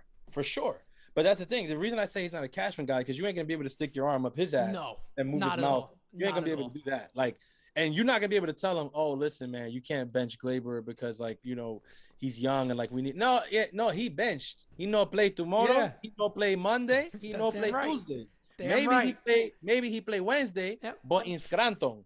He no play over here. Like, I sorry, Brian. I talk to you later. Like, what do you like? But I love it. I love that. Brian Cashman will say, but why? Because I got 3 of them, Papi. Exactly. That's all I'm say. That's my new quote going forward. I got 3 of them, Papi. That's my new quote. I got 3 of them, Papi. That's it. Oh, man. Don't let him become the manager, because immediately we got to just print the shirt. I got 3 of them, Papi. That's it. I'm telling you, man. I'm telling you, like. And we were joking around about it. My pop said the same thing. My pop was like, "Oh, I love him," because my dad's so old school. He's like, "You need to kick these guys in the ass. That's what they need." And a guy like Ozzie Guillen is right down that alley. You put him. The thing about Ozzie is that you put Ozzie with the right. You put Ozzie with, like, the right supporting cast, and it's perfection. Literally, like, yes, he's old school, whatever, like that, whatever. And maybe analytically, he's not on the level as your other guy, whatever. But that's why you can get him the analytical guys around him, right? You can get him a very analytical bench coach. You can get him an analytical hitting coach. That's fine. You can even keep Matt Blake on if that's the route you want to go. He's an analytical pitching coach. Okay. But the one who's at the helm is old school. That's what I was saying, is that I want my manager to be Old Testament. Me too. My manager needs to be Old Testament. All the rest of these guys, they could be and that's the thing. Me and you are on the same level when it comes to analytics. I don't say throw it all away. Hell no. I just say you still got to have that old school mentality that you go with your gut sometimes. You go with the move you feel is best. And yes, you still look at the numbers. And yes, you still understand. And then yes, you have an idea of when it works and when it might work. But, you know, in all seriousness, man, like that type of guy is what I personally want on this club. I don't care about the stupid shit you hear about, well, Aaron Boone's a nice guy. I don't care. A nice guy. What does a nice guy do for me? What does a nice guy? You know what a nice guy does? I'll tell you what they do. It gets you Finish Glaber last. Torres hitting 207 They finished over last. his last 30. They finished last. That's They right. finished last. You know why they finished? Because guess what? Who would it wouldn't happen to somebody who got 3 of them, Poppy. That's what it wouldn't happen. Exactly. Let me tell you, Ozzy ain't finishing last with this roster. No. Even as bad as it's constructed right now, he would have put his foot up somebody so long ago. Like they would have been, a fire would have been lit. Stanton would have been playing the outfield already. But He would have that's been playing another the thing. outfield already. Listen, we haven't even gotten into that, but it's like, think about the whole Stanton thing. Stanton's a DH. Oh, he can't. He got his. Didn't he say 2 weeks ago that I'm working my way to play? How long does it take? Pete, let me ask you this: say this team actually was a World Series team. What does Stanton do in the games in the NL Park? Does he just pinch He hits? just does he? So he's just on the bench now because he doesn't play the field. Like, are you kidding me? That's the We guy paid this that guy this much money. you're paying him and we're all in the that World money Series, to DH only. and he can't play. If we go to Dodger Stadium, he can't play tonight. There is so much wrong with this club that we can't cover it in 3 hours. Come on, man. I'm not even joking. And that's why I said, that's why Designated Spittaz, folks, is the title of it, because we only spit facts here. That's why we can do this. We can do this all day. This podcast could be 5 hours. Literally. Because we don't even touch on everything yet. Francis is 100% right. This dude, my man right here, literally said about 2.5 weeks ago, I'm building myself up. And the first thing I wrote on Twitter was, what does that mean? What does that mean? He had to go look for his glove. It's been a while. You're building yourself up, my man. You look like everybody. Man, look at that dude. Dude's body is jacked. He's on Sports Illustrated, half naked. My man, you can't get up in right field. No. Look at how you look. Like, But it just goes to show you, like, all that, like, not for nothing, but it's like, because even, Judge has had his, he's been very well this season. So knock on wood. I hope it, whatever. But it's like this whole thing with the infatuation with the getting your physique and all that shit like that, whatever. In baseball, listen, man, I don't know if I want my guys looking like that. Honestly, I don't know. I don't know if I need my guy looking like that. hey, a lot of people talk about that. The weight room is what's hurting a lot of these guys, and I can see honest, it all day. I don't know. Hey, look at Ronald Acuna. Yeah, y'all seen? Have you seen Ronald Acuna? He's an athlete in a t-shirt. Yep. He's not the most he don't look like an Adonis or nothing, but No. you know what I'm saying? Like, he's one of the best hitters right now in the game. You know what I'm saying? Right. Because it's not about that in baseball. That's what makes baseball. Look at different. Tatis. That's what. Yeah. He's a string bean. He looks like a string bean. He has broad shoulders. Right. That's where he gets his power. But he's lean.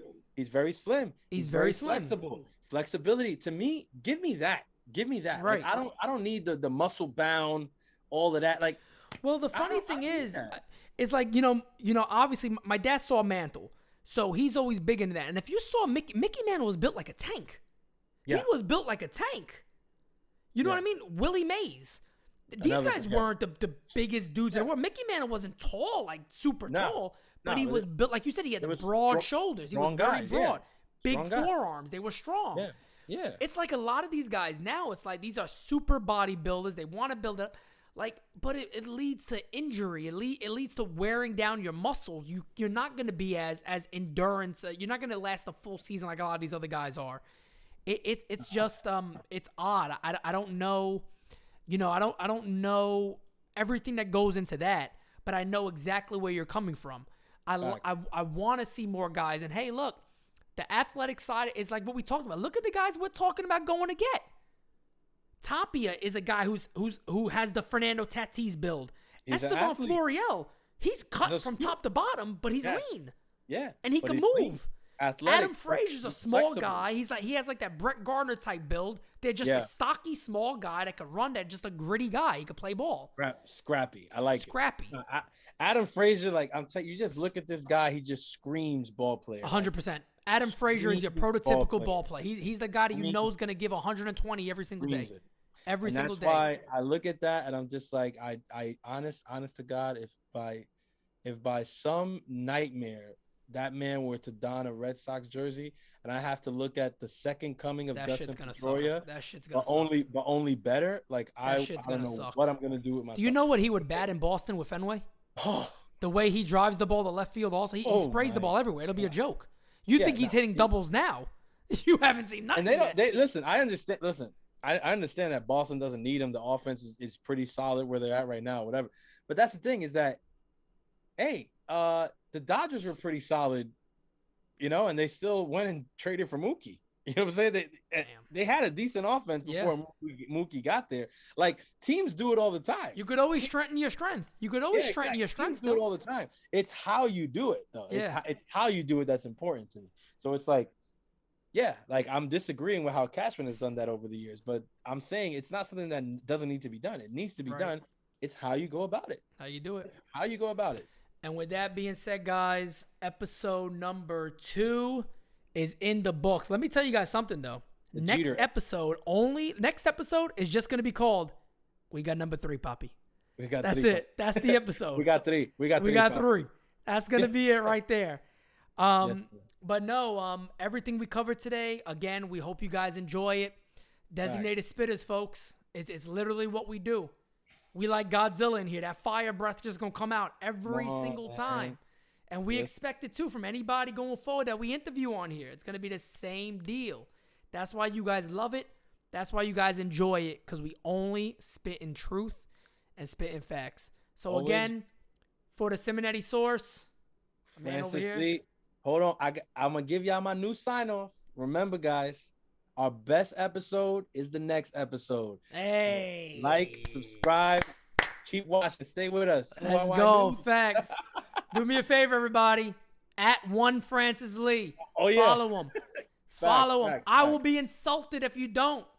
Go follow him. And you don't want to do that. You don't want to do that. You don't want to insult Pete because he got 3, Papi. He got 3, Papi. That's it. He got 3, Papi. Next episode, folks. Stay for it. Talk to you guys soon. Tell me what you want.